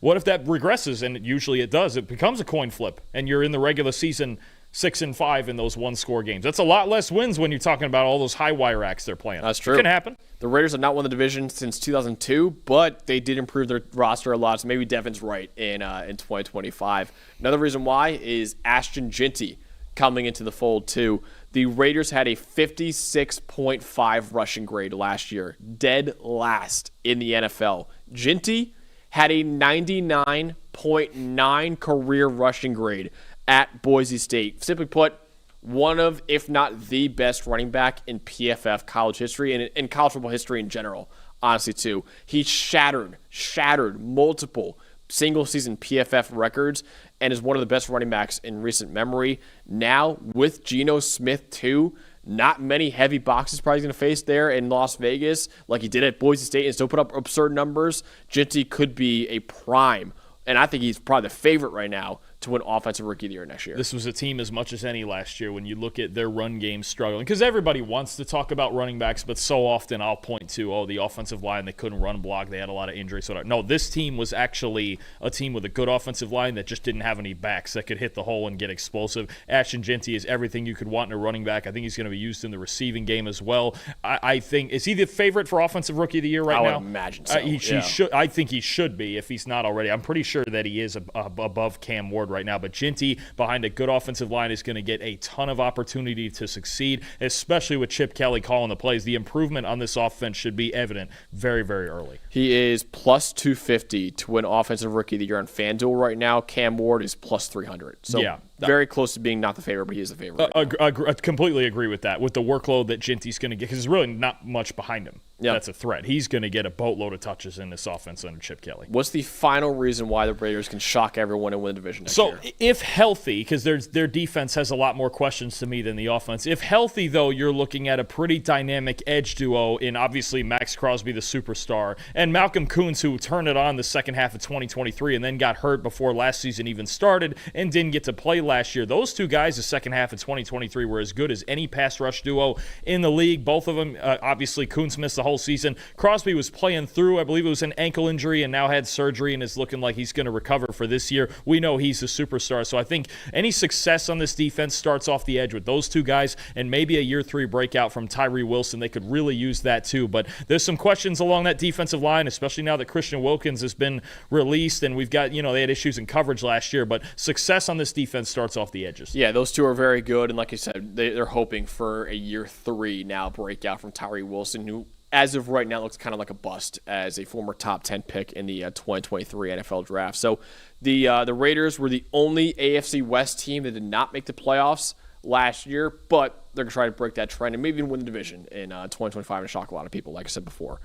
Next up is an AFC West team that did make the playoffs. That is the Los Angeles Chargers, and Dawn, with a new head coach in Jim Harbaugh, Justin Herbert looked like a top 5-ish quarterback in the NFL. He sure did. I would have him in my top 6, and I really don't get the criticism of Justin Herbert. I know he wasn't good in the playoff game against Houston, but look what we were just talking about with Houston's pass defense, right? But you're talking about a guy sets a career high in yards per attempt, career high in passing grade, career high in big-time throw rate, third best adjusted completion rate of his career. He was, after the first few weeks of getting used to Greg Roman's system, he was just spectacular. Yeah. I mean, he was so good, and they really didn't run the ball all that efficiently like they wanted to. They're going to try to do that this year, but Justin Herbert looked, I thought, better than ever last year, and it wasn't the numbers, 24 touchdowns, 7 picks. Maybe that doesn't pop out like some other guys in the league, but it's kind of the idea. It's efficiency. It's taking big vertical shots in this offense where you can hit more home runs because he's got unlimited arm strength, maybe the strongest arm in football. Justin Herbert's ability to get vertical, I think Jim Harbaugh sees that as special. He's seen that from the beginning. Once they started doing that last year, they had a lot of success offensively. Justin Herbert's the first reason this team should be successful on the field. He had 4 picks in the wildcard game against the Texans, right? I think that's kind of leaving a sour You're right. taste. My bad. He had 7 total, including postseason. He only had 3 interceptions in the regular season. Yeah. And guys with an arm that big that are usually near the top of average depth of target and all of that, they don't usually go a whole regular season only throwing 3 interceptions. I think that final game was a sour taste in people's mouths. He still had the 3rd best passing grade in the NFL, by far the 3rd best passing grade in the NFL last year, only behind Lamar Jackson and Joe Burrow. Those are the only 3 who even had an 87 passing grade. He had a 90.2 passing grade. To me, the criticism of him in big spots, and I get it, he was bad against Houston. I could argue Houston was probably the worst matchup they could have gotten, right? He's played in 2 playoff games. And I know people blame him for blowing a 27-0 lead like he plays corner or something. I don't get that. I don't understand the constant criticism. They also got so conservative in that game, too, as Jacksonville. Way too conservative. They let off the gas. They rested on their laurels. They let off the gas, and that's a coaching thing, right? Yeah. That's why we have Jim Harbaugh now, right? But I think you just look at this team, and you forget because of the playoff performance, and it wasn't good, and we all know that. It's obvious it wasn't good.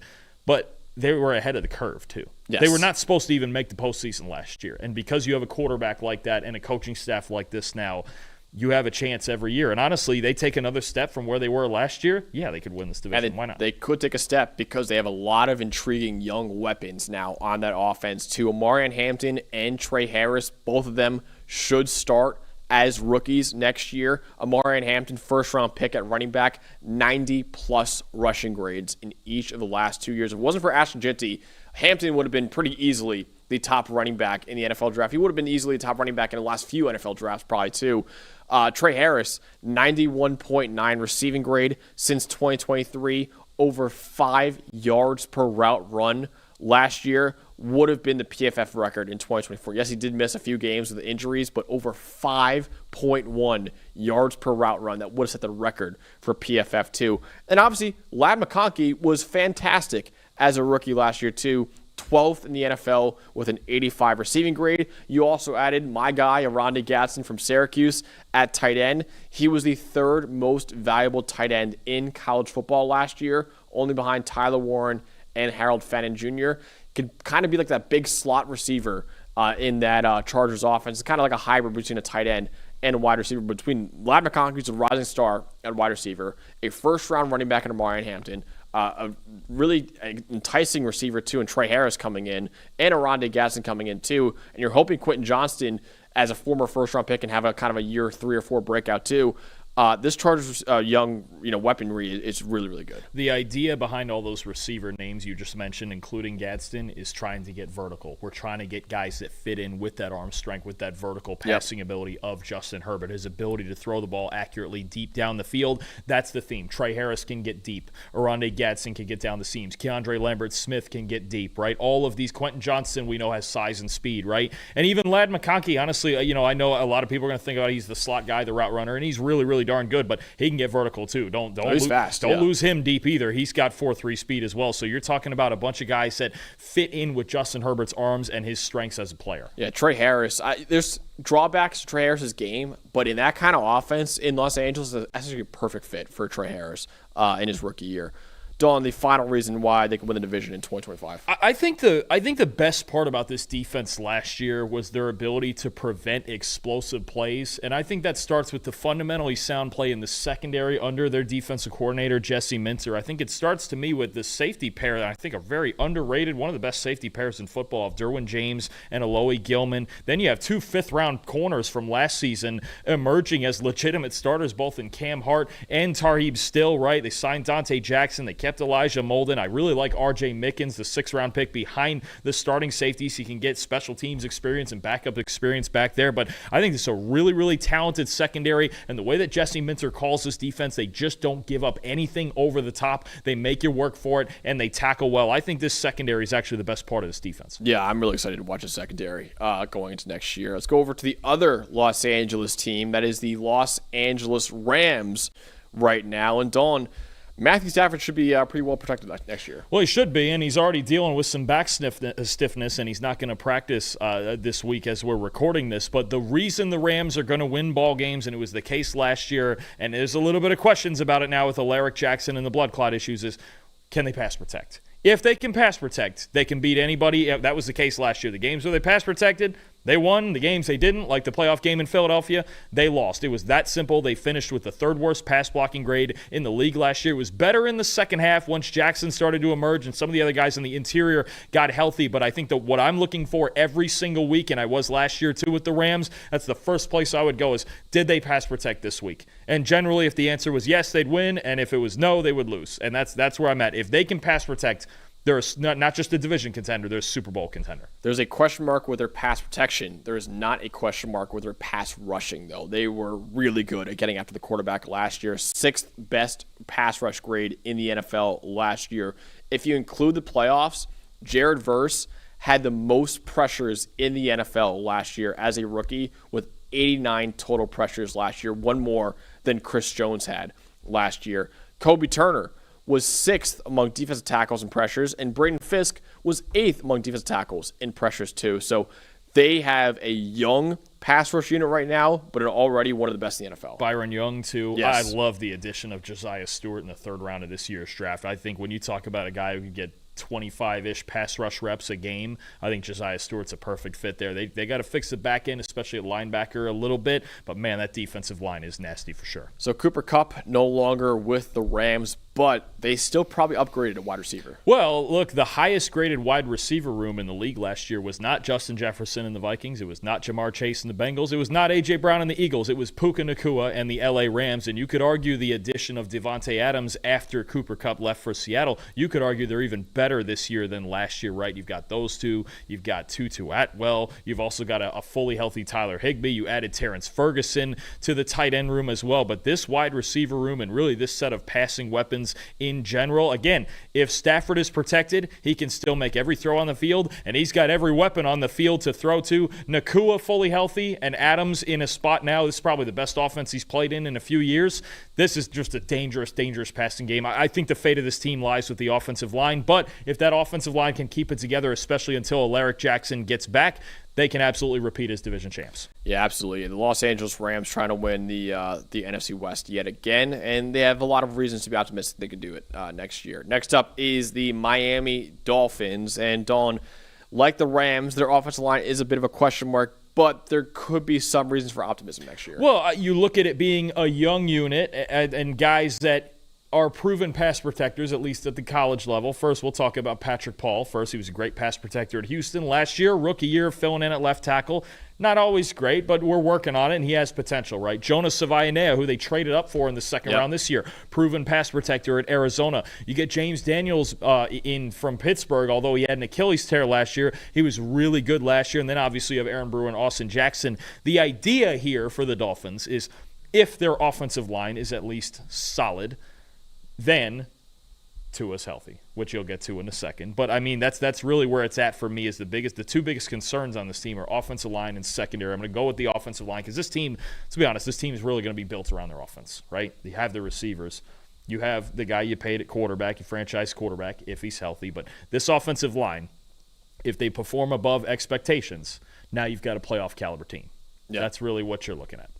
Yeah, I think offensive line, if they perform well, they should be able to keep their quarterback healthy, which is the biggest X factor for the Dolphins heading into next year is can Tua Tagovailoa stay healthy? He missed 6 games last year, and he regressed to a 70.2 passing grade last year too. He's now missed at least 4 games in all but one season of his career so far. Across 2022 and 2023, though, 89.9 passing grade. That was 4th in the NFL behind Patrick Mahomes, Josh Allen, and Joe Burrow. So across 2022 and 2023, he was one of the best passers in the NFL.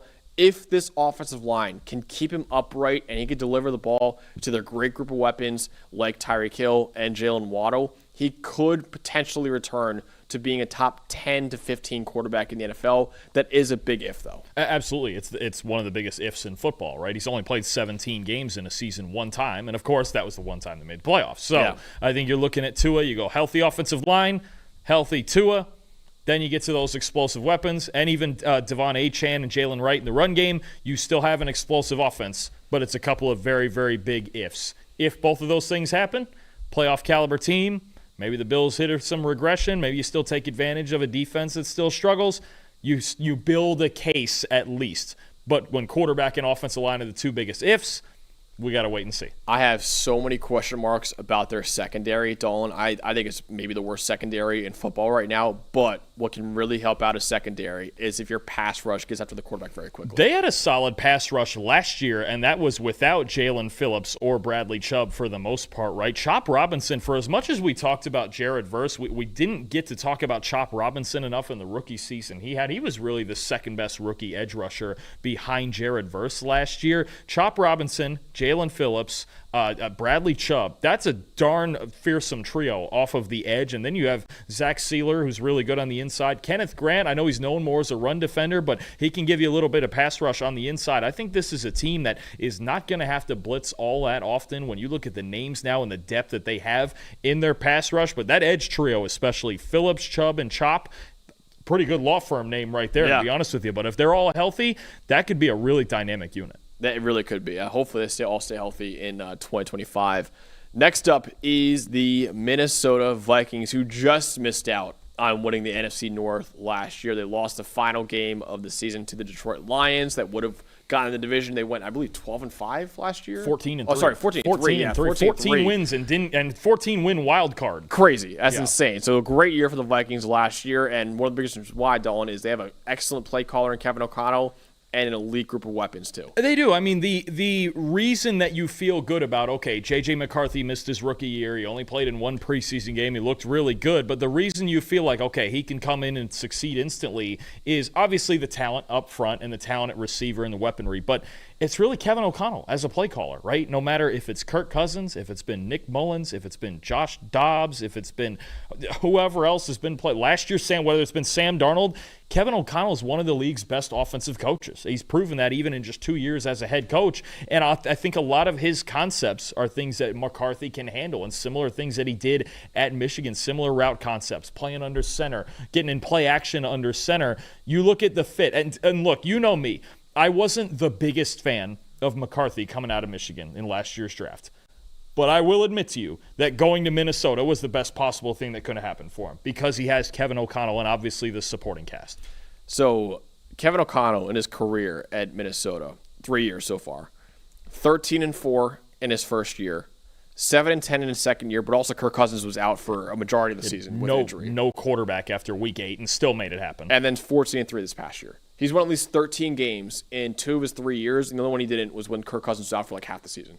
That's just an incredible record so far. I think he's easily one of the best coaches in the NFL right now. You have arguably the best receiver in the NFL too, Justin Jefferson, a great number 2 in Jordan Addison, a great tight end, TJ Hawkinson too, and also an offensive line that could easily become one of the best in the NFL too. Right now is our number 7 offensive line in the NFL heading into next year. Christian Darrisaw, 4th among all tackles in the NFL with a 92 PFF grade since 2022. Brian O'Neill was 16th in PFF grade last year, and now you have a completely revamped interior offensive line too. A lot like kind of the Bears did this offseason too. Ryan Kelly, top 10 center in football, led all centers with a 78.3 pass blocking grade in 2023. Will Fries had an 86.9 PFF grade in the first 5 weeks before going down with a season-ending injury. And then also, you drafted Donovan Jackson in the first round of the draft too. He was a solid player at Ohio State, both at guard and tackle for you. So this Vikings offensive line all around, for all 5 starters, are very, very strong. Absolutely. I mean, and I think, look, we even Donovan Jackson especially, we talked so much about Minnesota trying to trade down from that number 24 pick, and they didn't have a ton of draft capital. But you know what? If you're not able to trade down, then get you a surefire starter at left guard. I have no issue with that. So when you look at what McCarthy is surrounded by, he should feel comfortable in the pocket with those 5 guys. As long as Darrisaw and Fries are healthy, I think that's the biggest question why we had him at number 7 in the OL rankings instead of top 4 or 5, is that the health of a couple of guys there. But I'll tell you what, this Minnesota team, they're stacked, and they wanted to get stacked because the interior offensive line for a few years has been an issue. Those 3 guys could improve that a lot. McCarthy should feel very comfortable behind it. Let's go to the defensive side of the ball, Dawn. Why should we be optimistic on that side? I think you look at an even further improved pass defense, and the big thing I look at first is the interior pass rush, a team that had the 5th worst interior pass rush grade last year. You had Javon Hargrave, who's been an elite pass rusher throughout his career, and Jonathan Allen, who's been another very good one, coming off a little bit of a down year, but I think he can rotate in there with that defensive line. You still have, obviously, guys like Van Ginkel and Jonathan Grenard off the edge. Got added Isaiah Rodgers at corner. They were able to keep Byron Murphy for another year. I think you just look at the pieces. It was already a pretty good pass defense with Brian Flores calling the plays, but you look at the pieces they added to it, especially on the D-line. I think this is going to be a real problem. They're another team. I'm not trying to fall behind them and let Brian Flores get in all the blitz packages and then let Javon – Javon Hargrave's a big one. If he's healthy, He's a top 5 interior pass rusher in the league. Last year, obviously, had the torn triceps, but if he comes back and he's 100%, man, oh man, this Vikings defense is going to be a real problem on third down. Absolutely. All right, next up is the New England Patriots, who have back-to-back 4-13 seasons. They have not won the AFC East since Tom Brady was quarterbacking them back in 2019. But Dalton, if they're going to get back on top of that division, their new head coach and Mike Vrabel is probably be move on. Well, he sure got experience in it, right? 3-time Super Bowl champion with them as a player, and obviously as a head coach in Tennessee, did a really, really good job of dominating the AFC South for a time with Ryan Tannehill and Derrick Henry and a really good defense. But if there was a team in the NFL that needed kind of the vibe check more than anybody, it was New England with the way last year ended, obviously under the previous regime. But Mike Vrabel, it seems like he's got this team all on the same page, right? He and Josh McDaniels, obviously he's McDaniels calling the offense, and Vrabel's obviously the old school defensive guy like Bill Belichick was, but I think you just feel the second he was hired just a different air around this team, right? And I know we don't have necessarily a PFF vibe grade. I know you've vouched for creating that, but I think New England, if there's anyone who's improved the vibe of their team more than anybody through a head coaching change, you could argue it is Mike Vrabel in New England, and I think they're going to play. I think one of the biggest reasons for improvement is they're just going to play more fundamentally sound football under him. Yeah, absolutely. We saw Mike Vrabel out when we were in the NFL Combine. Do you remember that? I forgot what bar we were at. Vibes, Mike Vrabel was out there. He's ultimate vibes coach. That guy, he rocks. He's rocks. And look at another coach, and we saw a few of them hired this offseason, another one in the same division, former player with that same franchise. He knows what it looks like. Yeah. And I think that's Patriot a big way.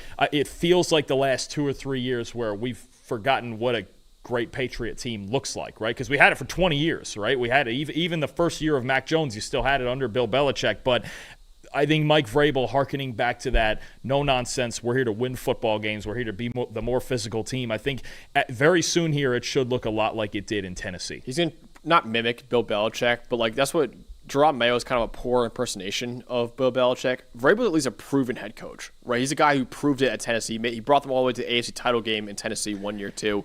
He proved it before. He's a very good head coach in the NFL. It was the danger of having a coach in waiting is feel like you're locked into it. Yeah. And if it doesn't work, that's what can happen. So I think having Vrabel in here, the credibility of that is just spectacular for this team in general, especially a team that's so darn young. I know it's not a basketball show, but as a Syracuse basketball fan, that was a problem with Syracuse too, is that they brought in an assistant to take over. It doesn't really work out that well. Usually they're just trying to imitate what they saw from their predecessor, and usually wants a fresh voice there. So I think Mike Vrabel will be a very good head coach for the Patriots. Next up, though, is the defense. Their defense got a lot better, I thought, this offseason. They spent a ton of money in free agency on this defense. They brought in 4 new starters on this defense. Milton Williams led all D tackles last year with a 91.7 pass rush grade. Harold Landry was 5th among all edge rushers in the NFL last year in run defense grade. Robert Spillane, a linebacker, was 6th in run defense grade. Carlton Davis was a top 25 highest graded corner in the NFL. And you already have rising stars in that defense in Christian Gonzalez and Keon White too. So that Pats defense got a lot better this offseason. Absolutely. I think the more I thought about this, I think New England had such a great offseason because they had a vision for what they wanted it to be.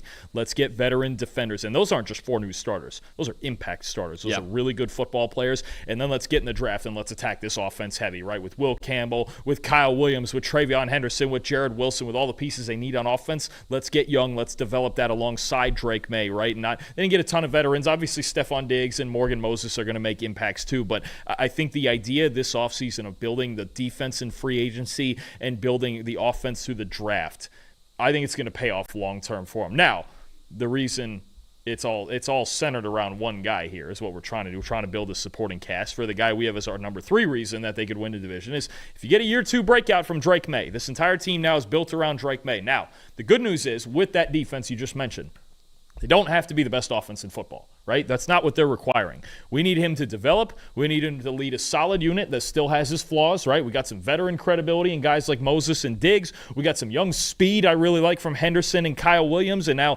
Pop Douglas still emerging. Maybe Keyshawn Boutte on the outside. We need the offensive line to be better with Will Campbell and those guys. But it's all about Drake May, right? Building a solid football team around him. And look, Vrabel did it with a more veteran guy in Tennessee and Ryan Tannehill, right? The Dolphins quit on Ryan Tannehill. And look, he said basically to Tannehill, look, we got a really good supporting cast. We got the best running back in football. I got a darn good defense here. I just need you to do your job. And Drake May, there's times he can work outside the pocket and improvise. But if he goes in here and he throws with the timing that Josh McDaniels has in this offense and he's protected, that's going to be the big thing, I think, still is the O-line. You could see a year 2 jump from Drake May because he didn't play that poorly, even though the team around him was really bad last year. Yeah, absolutely. If you just look at what he was dealing with in New England, the second worst pass blocking grade in the NFL, the third worst receiving grade in the NFL, and he was set up to fail in New England last year, and yet he still showed a lot of encouraging signs in his rookie year too. So I'm expecting a year 2 jump from Drake May. I am very, very intrigued by him, and I think he will be the franchise quarterback for the New England Patriots. Next up, though, a team that's looking for a franchise quarterback right now, that is the New Orleans Saints. But, Dawn, they should have, whoever the quarterback is, whether it be Tyler Shuck or Spencer Rattler or even Jake Haener maybe, an improved offensive line in front of him. I would assume it's going to be Shuck as the highest draft pick of the bunch and the most recent one for sure. Look, no matter who the quarterback is, they got to improve on the offensive line. And I really like the idea of drafting Kelvin Banks Jr. with the 9th overall pick. We're assuming he's going to play on the left side, move Talisa Fuaga back to the right side where he played in college. And then on the inside, you get a healthy Eric McCoy, who played really well when he was healthy last year. You still have Cesar Ruiz, kind of a competition for that left guard spot. Maybe it's Trevor Penning moving from tackle into left guard. But either way, a healthier offensive line and a better tackle duo, because Fuaga was not bad last year, even adjusting to the left side, but you get Banks at his natural position, Fuaga at his natural position. No matter who the quarterback is, his offensive line has to be better. That's where it's going to start for the Saints, is in the trenches, I think, especially offensively this year with Banks and some shuffling going on. If that happens, and they showed it last year, when their offensive line was functioning last year, the few games that it was, they were pretty good on offense. They have enough talent to succeed, got to be better in the trenches. I'm a big fan of getting Talisa Fuaga back to right tackle, and obviously I love Kelvin Banks Jr. He was my number 1 tackle in the draft last year, and now you have him and Talisa Fuaga. I love that pair of tackles there for New Orleans, and also helping out the quarterback, whoever it is hopefully healthy receivers, because last year the Saints receiving corps was very, very banged up. Chris Olave missed 9 games. Rashid Shaheed missed 11 games last year. It's why they had the 8th worst receiving grade in the NFL last year. With those two healthy, the Saints receiving corps can creep back towards average.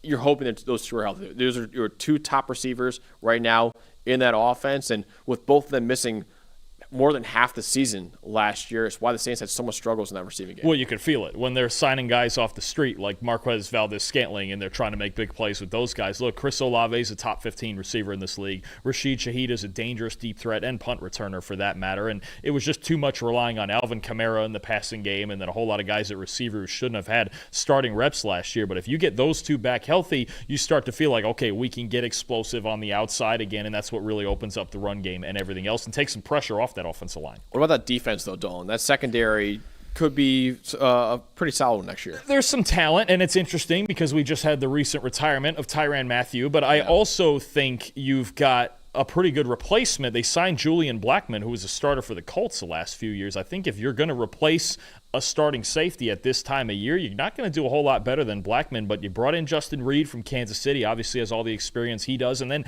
on the outside with some talented players, I think about Kool-Aid McKinstry, I think about Isaac Yiadom they brought back, who had his best year in New Orleans in 2023, kind of struggled last year in San Fran, but maybe he can find that magic.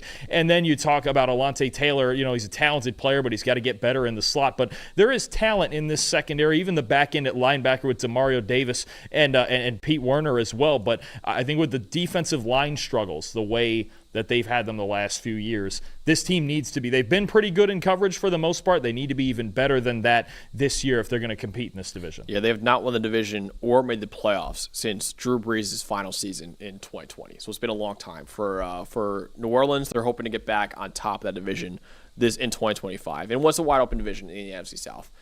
Next up is the New York Giants, who've also had a tough go of it lately. They're winning the Super Bowl, right? They're not winning the Super Bowl, but maybe they can surprise some people in the NFC East next year because, Dawn, that defensive line, like their Super Bowl teams, could be a ferocious one. Man, oh man. I mean, you look at the names in this pass rush. Abdul Carter, Dexter Lawrence, Brian Burns, Kayvon Thibodeau, Chauncey Golston. I even like the third-round pick Darius Alexander in there. Yeah. I mean, to have that, he's going to get a lot of one-on-ones when he's on the field with Dexter Lawrence. You look at this pass rush, even in run defense. I mean, you talk about Dexter Lawrence anchoring that run defense. He's going to be back healthy this year. This is the biggest problem for me. If I'm lining up against the Giants and my offensive line's not ready to go, we're going to have an issue. I know they got whatever on offense, and they're trying to figure out the quarterback and offensive line and who's playing, who's the other receivers next to Malik Neighbors, but this would be the biggest part for me. If I'm looking at this team going in on a Monday and going, okay, we're playing the Giants this week, I go, how the hell do we block this team, especially if Lawrence is back 100% like he's been the last 3 years? Yeah, and also that secondary could be very strong next year too. Up-and-coming secondary right now. Andrew Phillips was 8th in PFF grade last year as a rookie. Tyler Nubin had a solid rookie year too at safety. He was second among all rookie safeties in the NFL with a 76 run defense grade. You added a star safety, in my opinion, in Javon Holland too, a solid corner, and Paulson Adebo. In free agency, you're still hoping that first-round pick Deonte Banks can work out at corner too, but between Andrew Phillips, between Javon Holland and Paulson Adebo, hoping Tyler Nubin and Deonte Banks will be a little bit better too, but that could be a really good secondary in New York. I think similar to how I've talked about Hufanga and Jones out in Denver, I think Holland is such a good complement to Nubin. Nubin can sniff around the box, and he was a really good run defender last year, and Holland can just play center field back there in those single high defenses like he wants to. I think that's a big one for me is Javon Holland. I know he had a career low coverage grade last year in Miami, and there was a lot that went wrong down there as a unit, but I think Holland is a spectacular fit for this defense. I think a bounce back is coming. And Dalton, you're hoping on offense you get some stability at quarterback. Yeah, look, Brian Dable even said recently, right now, Russell Wilson is the starter. And I believe him when he says that. I think Russell Wilson's going to be the week one starter, and I think the ability for him to throw vertically, which the Giants just couldn't do under Daniel Jones, right? He doesn't have the rocket of an arm. He doesn't really throw it deep down the field very well, even when he had Malik Neighbors last year. I think the combination of Wilson and Neighbors is better than people think. Now, you obviously they overhauled this whole room. They got Jameis Winston as well. They drafted Jackson Dart in the first round. But if it's me, I'm trying to sit Jackson Dart as much as possible because Russell Wilson's still a solid starter. Like he was not bad last year. I know it went bad the last 5 games in Pittsburgh last year, but I think that was the entire offense. It wasn't just Russell Wilson. He still throws an incredible deep ball. He had the best deep passing grade in the league last year. I think Wilson and Neighbors actually could cook a little bit early. He had the 15th best PFF grade last year among all quarterbacks. Yeah, he's a solid quarterback. He was fine. And when you consider he was hurt and he had to come in mid-season, he led that team to the playoffs. And again, the last 5 games, I know they didn't, but they had issues on the O-line. Couldn't run the ball. They only had one good receiver. There was a lot wrong in Pittsburgh, a lot more so than just Russell Wilson. And there's a lot of, Jackson Dart was a first-round pick, and obviously Giants fans want to see him on the field as soon as possible probably. But also, he's a guy that I think got to develop a lot, right? He's a guy at Ole Miss that had a lot of hand-holding in that Ole Miss offense. Trying to teach him how to process the game now at an NFL level could take some time. So with a veteran like Russell Wilson, even Jameis Winston in front of him too, that can help out Jackson Dart a lot as he translates over to the NFL. Next up, Dawn, is your team, the New York Jets, who also right now have a brand new head coach in Aaron Glenn that you're hoping could be finally the stability head coach that they need. Similar to Mike Vrabel in New England, this team they needed the culture shock. They just needed to reset the culture of this team after the last few years of young quarterbacks and Robert Saleh and Aaron Rodgers and Nathaniel Hackett and everything else. They just needed to wipe the slate clean. And obviously they have foundational players, right? They've signed Garrett Wilson and Sauce Gardner to extensions, and Quinnen Williams has already signed. You've got your foundational players. Maybe need a couple more. But this season, to me, more than wins and losses about the Jets. And if it does become about wins and losses, it's going to be because Aaron Glenn turned over this culture so quickly and got this team that is not completely devoid of talent to believe they can win ball games. Because that's really the biggest problem with the New York Jets franchise right now. It's just believing they can consistently win ball games, and it doesn't feel like a miracle every time they win one, right? So I think Glenn is going in there. He's no nonsense. He's really got this team doing the fundamental things so far in practice, in training camp, and that's where it's going to start, is just fundamentals and day-to-day habits. I think it's a very similar vibe to what Dan Campbell came into Detroit with. Now, this Jets team, when you look at it, they have more talent than Campbell did in Detroit in that first year. That was at 2021. They have more talent than that team, right? Getting talented players to believe that they can win and have those day-to-day habits. You bring everything you bring from practice into the games. That's what Aaron Glenn is trying to do here. If he does that immediately, then you start talking about, okay, this is a team that can really function at a solid level at least. The Jets have not won their division since 2002. And they have not made the playoffs since they made the AFC title game back in 2010. So, yeah, you need a culture shock right now in New York. Also, that offensive line, like Aaron Glenn had in Detroit, could be very strong for the Jets next year. PFF, number 9 offensive line in the NFL, with the upside, I think, of being a top 5 unit in the NFL, too. all but one starter was taken in the first 2 rounds of the last 5 drafts. They've really invested a lot at offensive line. Joe Tippmann, 8th highest graded center last year. John Simpson and Elijah Vera Tucker were each among the 12 highest graded guards last year too. So very, very good interior offensive line. And you have each of the last 2 first-round picks for the Jets, and Olu Fashanu and Armand Membu playing each tackle spot too. I am very high on both those guys. So between a great interior offensive line and back-to-back first-round picks and Olu Fashanu at left tackle and Armand Membu at right tackle, this could be done a top 5 offensive line and maybe one of the best in the NFL very, very soon. Could be. I want to see Vera Tucker stay healthy, and then you've got 2 young tackles. Fashanu made a handful of starts at his natural left tackle spot last year, and he proved he can pass protect at an NFL level. And then, for as much hype as there is on Armand Membu, we still just have to remember he is a rookie coming in, and a talented one, athletic one at that, but they're very young. I think that's the biggest thing. They're all 28 years old or younger. Is that right? I believe so. I think it's all 5 of them are 28 or younger. Vera Tucker is the guy I need to stay healthy. If he can do that, then you've got a really solid front 5, I think, especially in the run game. The Jets are going to want to get physical. They're going to want to run the football this year. That O-line's key to it. Yeah, John Simpson is 27, so they're all 27 or younger. That's you love to see that. Mm-hmm. Five young, talented offensive linemen. But you know what? They got young talent on defense, too. I think we have to remember last year, I think they underperformed. Vibe thing, coaching, and they do lack depth. I will say that defensively, especially, they lack depth, right? But you look at the stars on this team: Quinnen Williams, Sauce Gardner, Quincy Williams, Jamie Sherwood just got a big contract at linebacker, right? Jermaine Johnson, if he's healthy, is a really good player. Will McDonald, they're hoping for a pass rush breakout even further this year. There's talent on this defense, star level talent. Again, they lack depth. I don't love if any of those core guys get hurt. I don't love what's behind them. That'll be an issue if they get a big injury or two. And we even saw at times last year when Quinnen Williams is off the field, really changes the dynamic of their defensive line. But you look at the talent that this team has and the foundation that they have on defense, they should be at least a good defense. They should be, as long as all those core guys are healthy. I think a lot of it does come down to coaching.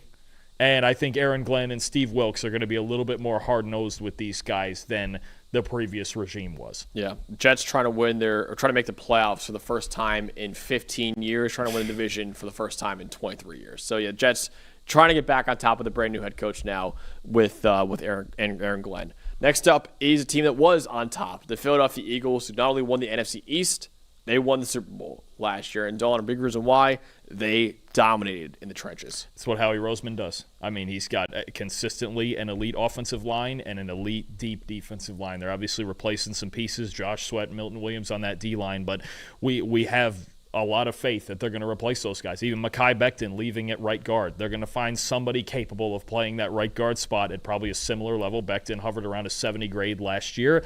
They're going to find at least a solid starter, whether if it's Tyler Steen internally, if it's Matt Pryor, if it's somebody else on the inside there.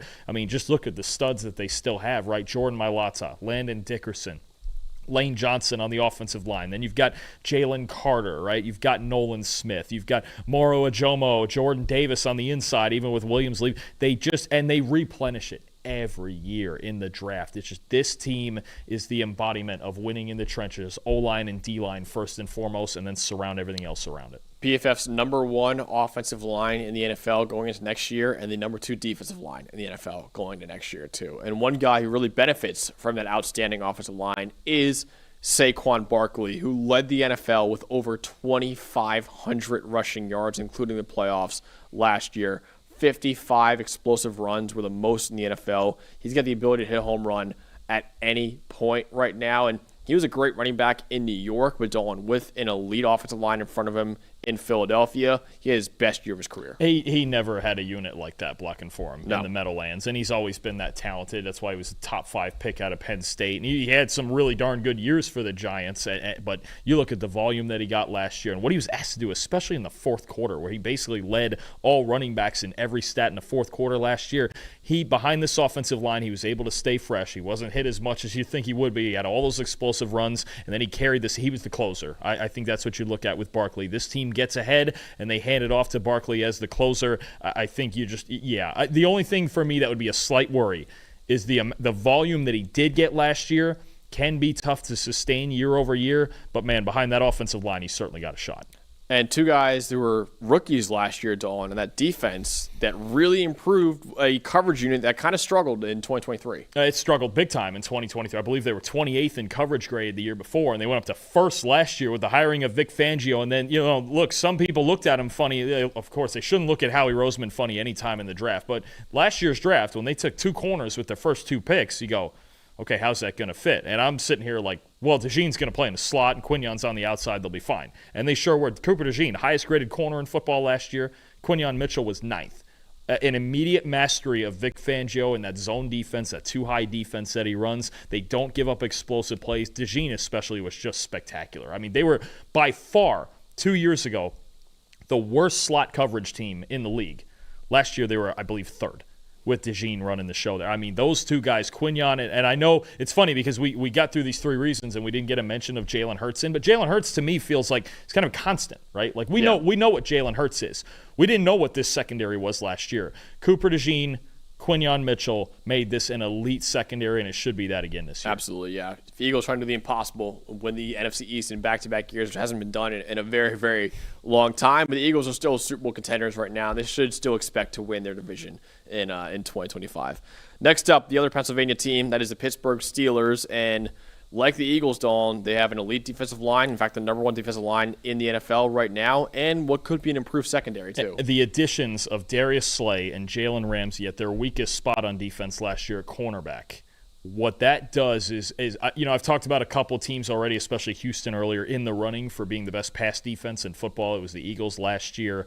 Pittsburgh's in that running now with the cornerbacks they've acquired. With Darius Slay, with Jalen Ramsey, with Joey Porter Jr., that's one of the best cornerback trios in the league. And then you talk about this pass rush. I mean, T.J. Watt, Alex Highsmith, Cam Hayward, Derek Harmon, Keanu Benton, Nick Herbig. Tell me if I'm missing anybody else because I lose track of every last. They added Jack Sawyer for the fun of it in round 4, round 5, whenever that was. I mean, they're so loaded on the defensive line. And then you look, and I know they're losing Minkah Fitzpatrick at safety, but I think Juan Thornhill is plenty good enough as a replacement there, especially when you're adding a player like Ramsey at corner. This pass defense is ridiculous. It's going to cause a lot of problems for a lot of including those guys in their own division. When you talk about trying to stop Lamar Jackson, which the Steelers do, they at least slow him down better than anybody else. And then Joe Burrow as well.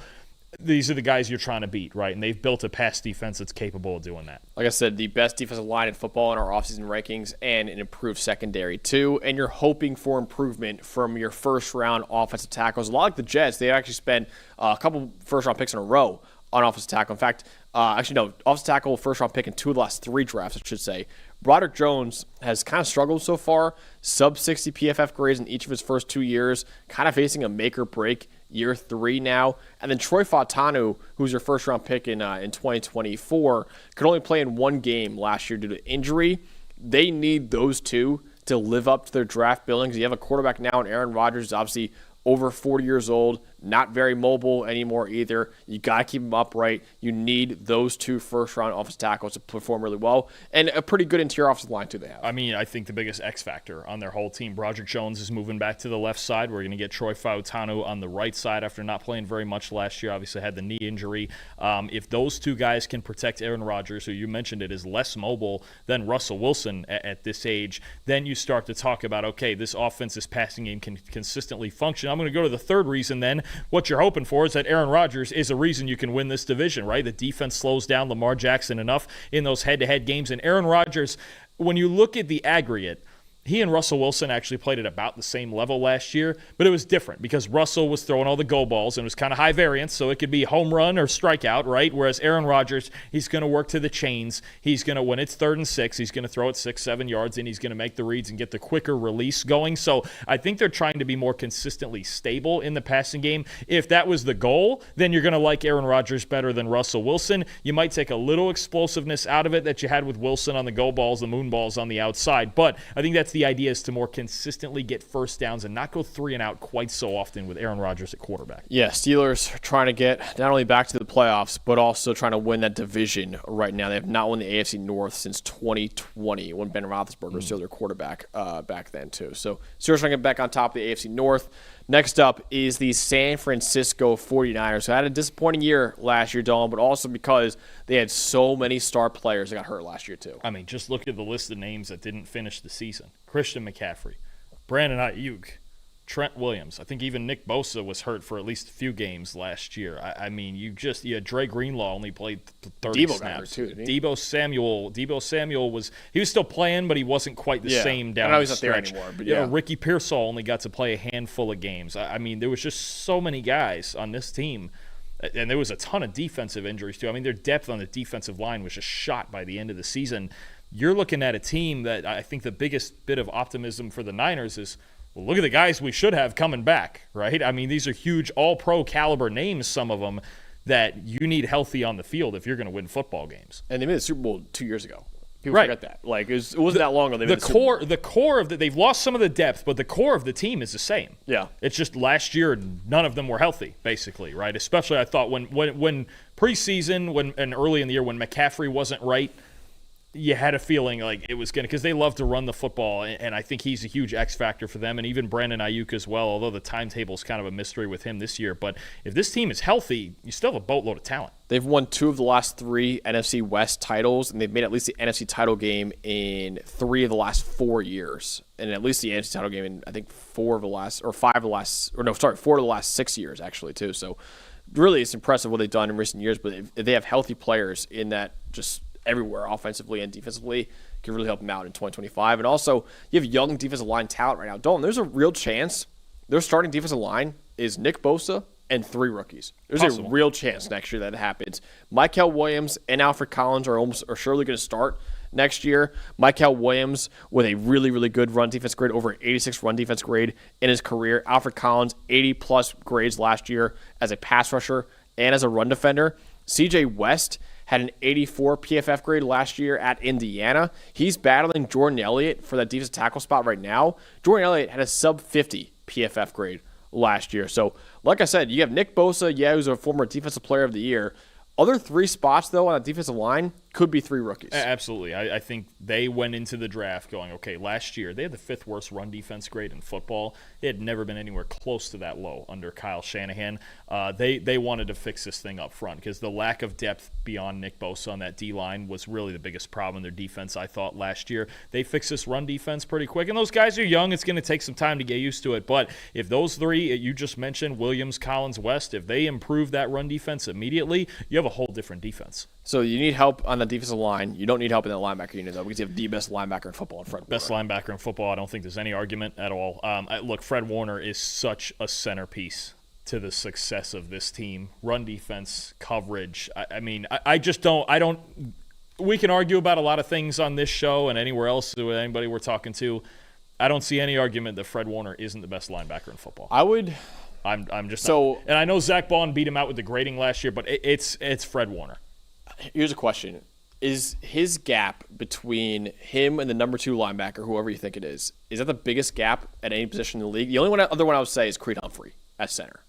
There's a pretty massive gap at center. It might be Creed Humphrey. Now that Ragnow's retired, especially, it might be Creed Humphrey at center. At least defensively, though, the biggest gap between number 1 and number 2. He, to me, is just very – we could have arguments about safeties. We have the Sauce Surtain argument all the time. There's a million great pass rushers, right? Even in the interior, Chris Jones, Dexter Lawrence, certain guys, right? But I don't see any argument against Fred Warner being the best linebacker in football. And the fact that he's still the centerpiece of this defense, him and Bosa obviously too, it gives them a shot. And it gives those defensive linemen a shot to go, okay, even if we don't make some splash play, I know Fred's coming behind us. 54 is coming behind us. He's going to make the play. Yeah, we actually, so in our offseason rankings, we ranked every position. Fred Warner, number 1, obviously, but he's in his own tier. Tier 1, Fred Warner. Yeah. Tier 2, 2, 3, 4, 5. Yeah. The gap is just massive. I'm in on that. Fred He's Warner. there's so few linebackers that we have that can do everything. He can do everything. By the way, we ranked Zach Bond as the number 2 linebacker in football, who obviously had a great year last year, but Fred Warner's been having great years for his entire career, basically,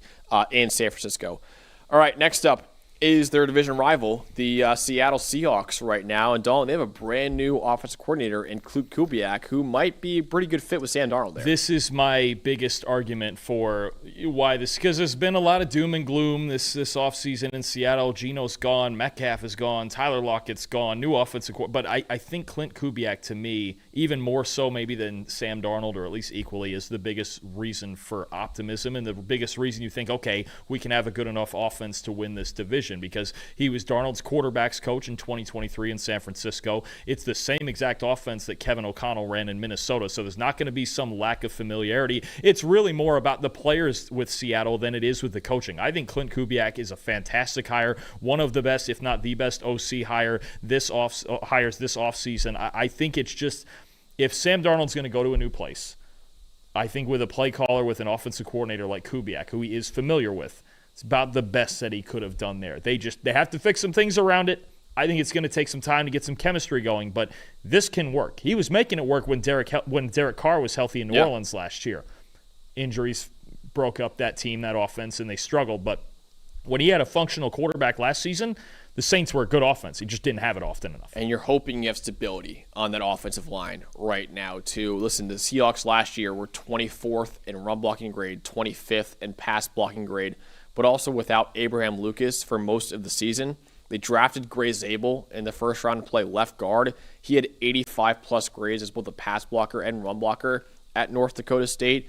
And then Charles Cross has proven to be a top 15 tackle in football too. So yes, the interior is still a question mark. Yes, Abraham Lucas's health is a question mark too, but you have a stud left tackle in Charles Cross. You have a first-round pick on the interior too in Gray Zabel. You're hoping for a more stable, maybe not an elite offensive line next year, more like an average offensive line in 2025. Absolutely. If they get that, if they got an average offensive line, postseason absolutely in play. Division title could be in play. Yeah. Because all of a sudden, I mean, you're talking about Seattle and LA in this division. They're the two teams that I look at and I go, pass protection. If you pass protect, you win. It's just a matter now. LA's got a little bit more talent, I think, up front, especially on the inside, than Seattle does right now. But that's the only reason their season fell apart last year. And I look at the third reason that they're going to be in a lot of games is that, look, Mike McDonald's building a pretty solid defense out there, right? When you look at all the names, look at Leonard Williams, Tariq Woolen on the outside, Devin Witherspoon all over the place. Still have Julian Love at safety. You've got a pretty loaded defensive line as well. DeMarcus Lawrence coming in, Boye Mafe, Byron Murphy from last year.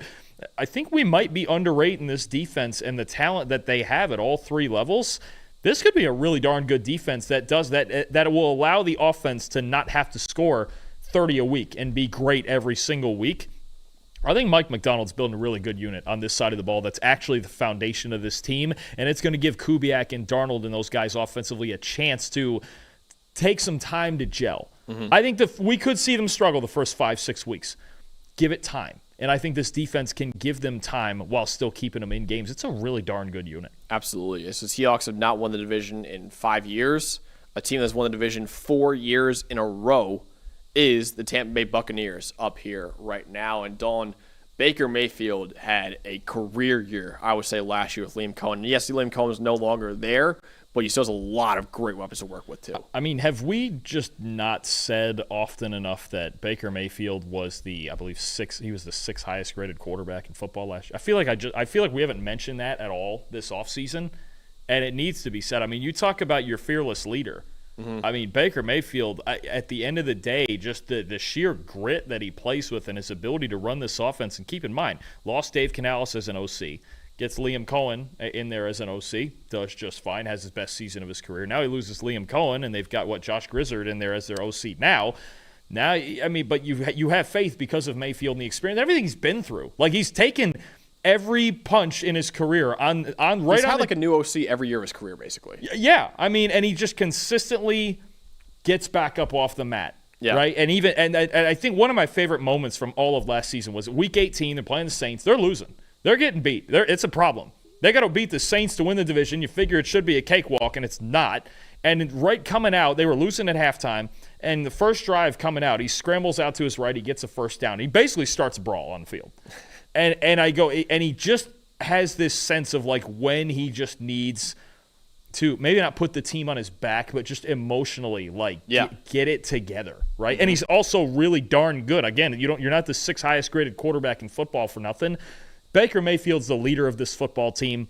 Having to replace Tom Brady for everything he did in 3 years there, that's as hard a job as it gets. Just maybe not quite as hard as it was in New England, but what Tom Brady did there in 3 years for Tampa Bay, and for Baker to come in and still win this division 2 more times in his first 2 years, just ridiculous. I mean, you feel like when he's on the field, they have a shot to win every week. His resilience over his career has been incredible. He was like a 0-star recruit coming out of high school, walked on at Texas Tech. Cliff Kingsbury basically said, hey, you're not the quarterback anymore here. We're going to move on from you. So he had to walk on in Oklahoma, won a Heisman Trophy there, gets drafted by the Browns, gets hurt, loses his job with the Browns, gets thrown in the door, goes to Carolina, doesn't really work out there, goes to L.A., on 48 hours notice to start a quarterback, won that Thursday night football game. Now he goes to Tampa Bay to take over for the greatest quarterback of all time and Tom Brady, and he's been phenomenal in Tampa Bay so far. Just ain't afraid of anybody. And it says a lot. Listen, if your OC gets hired as a head coach basically every year as your quarterback, you're doing something right as a quarterback if your OC is getting hired as a head coach every year. Absolutely. So Baker Mayfield it's such an awesome story for him. And I love watching this guy, really show yes, I am a franchise quarterback in the NFL. Also, a guy who was really good in that offense last year is Bucky Irving, who was phenomenal as a rookie last year, despite being a day 3 pick in the NFL draft. He was 4th among all running backs last year with a 90.8 PFF grade, averaged 3.9 yards after contact per attempt, the most of any running back in the NFL. He was also the only running back in the NFL who had 90-plus grades as both a rusher and as a receiver. A rising star at running back is Bucky Irving. He is phenomenal in that backfield. Yeah, absolutely. I mean, what he brought, maybe the most unexpected superstar of last year in the NFL, what he brought both ways, yards after contact, breaking tackles, receiver, rusher, just everything you could ever ask for in a running back, Bucky Irving was last year. Didn't have to take on the full workload because you still have Rachaad White, you still have Q Sledge and Sean Tucker back there, at least taking some of the reps from him. So I think Bucky, I'm with you, he's in for a really good year this year again. And they also have one of the best safeties in football too, Dalton, and Antoine Winfield Jr. They do, and one that needs to bounce back if the Bucs want to take the next step in contention, because the biggest problem for the team last year was middle of the field coverage, linebacker and safety, and that includes Winfield. Now, he was injured for some of the year. He only played 10 games, including the playoffs. Career low PFF grade, career low coverage grade, 50.8 coverage grade last year. Just not an Antoine Winfield-like season. If he can bounce back to the previous form, where he is arguably the best safety in football, he's at least in the argument. You're talking about, I think, the dynamic in the middle of this defense that changes. They're moving Tyke Smith back to safety next to him. They're going to have Winfield obviously one and Smith the other, and they've got a loaded group of corners out there. It's very talented out there, but middle of the field coverage is big for the Bucs. It's where they lost a lot of games last year. I think about even the game they lost when Kirk Cousins threw for 500 yards. He was just pepper in the middle of the field. They need Antoine Winfield to be back in prime form. I think he can get there. If he does, he changes the dynamic of this defense. So from one team that has won the division 4 years in a row to a team that has not won the division in 4 years, that is the Tennessee Titans, who was the worst team in the NFL last year. And because you're the worst team in the NFL, you get the number 1 pick in the NFL draft. And the biggest reason for optimism, Dalton, for them is the number 1 pick in the NFL Absolutely. draft. I mean, the idea, if you're taking the long shot money to take the Titans to win the AFC South, which even in a weaker division is still a long shot, right? You're hoping that Cam Ward is Jaden Daniels. That's pretty much what you're looking for here. And he's obviously not as dynamic a runner as Jaden, but same idea where, young hot Stroud. Like Stroud did it too for Houston immediately. Absolutely, right? Yeah, that's what you're hoping. CJ Stroud did it in Houston, Jaden last year in Washington, even Bo in Denver. I mean, same idea. You're just looking for young hotshot quarterback to come in and show you how talented he is. That's what you're looking for with Cam Ward. Now, Calvin Ridley and then a pretty thin receiving core. You got a decent pair of backs in Tony Pollard and Tyjae Spears. This is a team more than anybody last in the league in passing grade last year. Their football team, talent-wise, I don't think is bad enough that it should have been the number 1 pick. But when your quarterback play is that bad, that's what can happen. So the idea with Cam Ward, and you're picking first, obviously, can't get any worse, right? He was the highest-graded quarterback in college football last year. He was just incredible at Miami.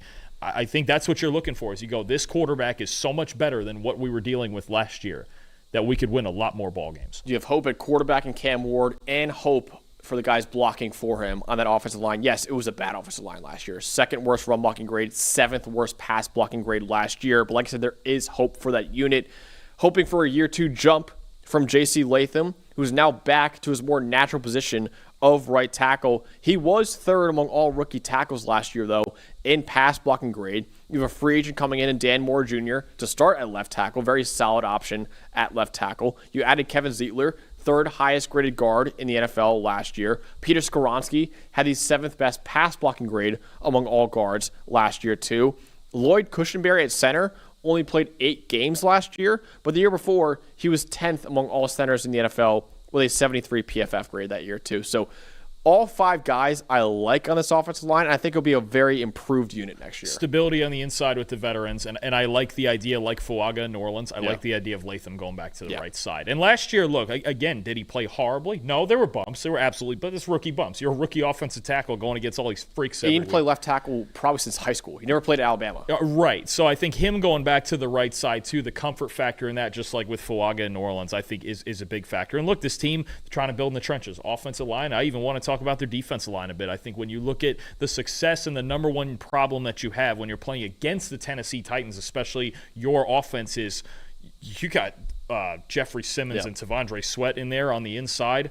Well, that's a problem. They're a real problem, and I think Simmons really benefited from having Sweat taking those double teams as the big 366-pounder, right? The elite run defender that he's already looking like he's going to be. But I think when you look at especially the interior of this defensive line, they could be a real problem. I think especially in run defense for a lot of teams. So they got to get better in the secondary. They got to find some depth at receiver. But I think when you look at a much better quarterback situation, or at least hope with the quarterback situation, and then solid trench play on both sides of the ball. That's where this Titans team can make up ground in a division where, again, every team has some sort of fatal flaw, right?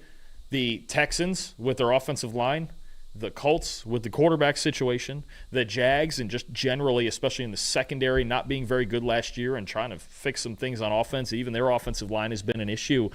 The door is at least cracked open. Right, I think for Tennessee, they're going to be better than they were last year. It's a lot of it's just going to come down to Cam Ward, but they're going to be a problem in the trenches. They're more stable in the trenches than a couple of these other teams in the AFC South. Yeah, you mentioned Jeffrey Simmons, you mentioned Devondre Sweat, and also Sebastian Joseph-Dave too. Really solid. Really an excellent trio on the inside there. Absolutely. All right, that last team we're talking about here is the Washington Commanders. We mentioned before. Second worst team in the NFL in 2023. So they had the second pick in the NFL draft. They drafted Jaden Daniels. They made it all the way to the NFC title game in 2024. Dawn, he's obviously the biggest reason for optimism for Washington right now. Absolutely he is. He's reasons 1 through 5 for optimism, really. We could just talk about Jaden Daniels this whole segment because, for as much as I'd love to do that. But no, I mean, obviously, you have a kid, man. I mean, the 5th best PFF grade in the NFL last year among quarterbacks. The dual threat that he is, such an accurate passer. The second or third lowest turnover-worthy player. I got to look at that again. Top 3 turnover-worthy play rate in the league last year. The threat that he is as a runner opens up not just himself, but the entire rushing attack. They were historically good on 4th down. He was spectacular in clutch situations. I mean, everything about this offseason has been building around Jaden Daniels because, well, why wouldn't you? He's an elite quarterback on a rookie contract. He's got an argument as a top 5 quarterback in the league right now with what he did last year. He's the center of the universe in D.C. right now. I mean, there's no reason for him not to be. Absolutely. And one of the highest graded rookie years we've ever seen for a quarterback. And they made it all the way to the NFC title game for the first time in a very, very long time, I believe since the 90s for the Commanders, since they made it that far in the playoffs.